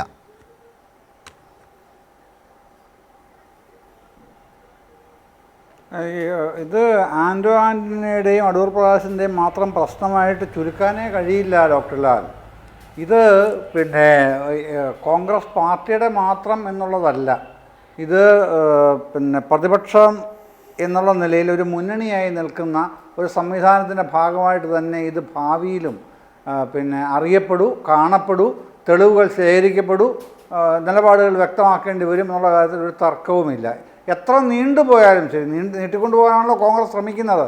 ഈ കേസ് അത്രത്തോളം ഇങ്ങനെ ഉരുട്ടിക്കൊണ്ടു പോകാമെന്നുള്ളതാണ്. പക്ഷെ എത്ര ഉരുട്ടിക്കൊണ്ടു പോയാലും ശരി, ഈ കാര്യത്തിൽ നിലപാടുകൾ വ്യക്തമാക്കാതെ സോണിയാഗാന്ധി മുതൽ താഴെയുള്ളവർക്ക് വരെ ഇരിക്കപ്പുറത്ത് ഉണ്ടാവില്ല എന്നുള്ള കാര്യത്തിലേക്കാണ് ഈ ഫോട്ടോ കൊണ്ടുവന്ന് എത്തിച്ചിരിക്കുന്നത് എന്നുള്ളതാണ് സാധാരണക്കാരായ നമ്മൾക്ക് ഇത് കാണുമ്പോൾ മനസ്സിലാവുന്ന കാര്യം.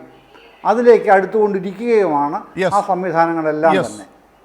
സമയത്തിൻ്റെ പരിമിതി കൊണ്ടാണ് ഇടപെടേണ്ടി വരുന്നത്. എന്തായാലും നമ്മൾ ഇന്ന് ചർച്ച ചെയ്തത് ഒരു ഫേസ്ബുക്ക് പോസ്റ്റിനെ കുറിച്ചല്ല, ഏതെങ്കിലും ഒരു സാധാരണ വ്യാജ നിർമ്മിതിയെക്കുറിച്ചല്ല. സംസ്ഥാനത്ത് ശബരിമലയുടെ പേരിൽ ഒരു സ്വർണ്ണക്കൊള്ളയുടെ കാര്യം ചർച്ച ചെയ്തുകൊണ്ടിരിക്കുന്ന ഒരു ഘട്ടത്തിൽ ആണ് സംസ്ഥാനത്തെ മുഖ്യമന്ത്രിയുടെ തെറ്റായ ചിത്രം, അങ്ങനെ ഇല്ലാത്ത ചിത്രത്തെ വ്യാജമായി നിർമ്മിച്ച് അത് BJPയുടെ അധ്യക്ഷൻ ഇവിടെ കൊടുത്തല്ലോ, അപ്പോൾ പിന്നെ ഞങ്ങൾക്ക് ചെയ്താൽ എന്താ എന്ന് പറഞ്ഞുകൊണ്ട് സ്വന്തം അധ്യക്ഷനേക്കാൾ BJPയുടെ അധ്യക്ഷനെ ആരാധിക്കുന്ന KPCCയുടെ ഭാരവാഹി ഇത്തരത്തിലൊരു കൃത്യം ചെയ്തത്, അതിനെ ന്യായീകരിക്കുന്ന നേതാക്കളെ നമ്മളിന്ന് കണ്ടു. ഇതാണ് നടന്നത്. ഈ കാര്യം ചർച്ച ചെയ്യണ്ടേ?